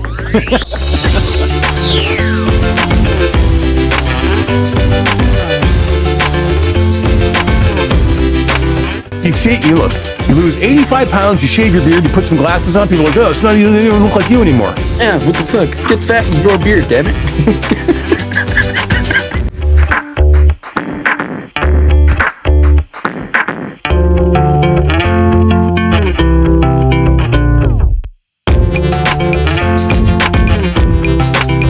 Like, he's already biased because he didn't get what he wanted. He wanted Alien Isolation.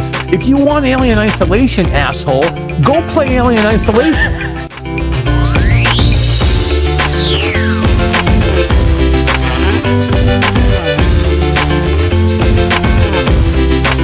I very firmly believe that there's many games out there that are epically great flat games that are absolutely better in VR. Not every game.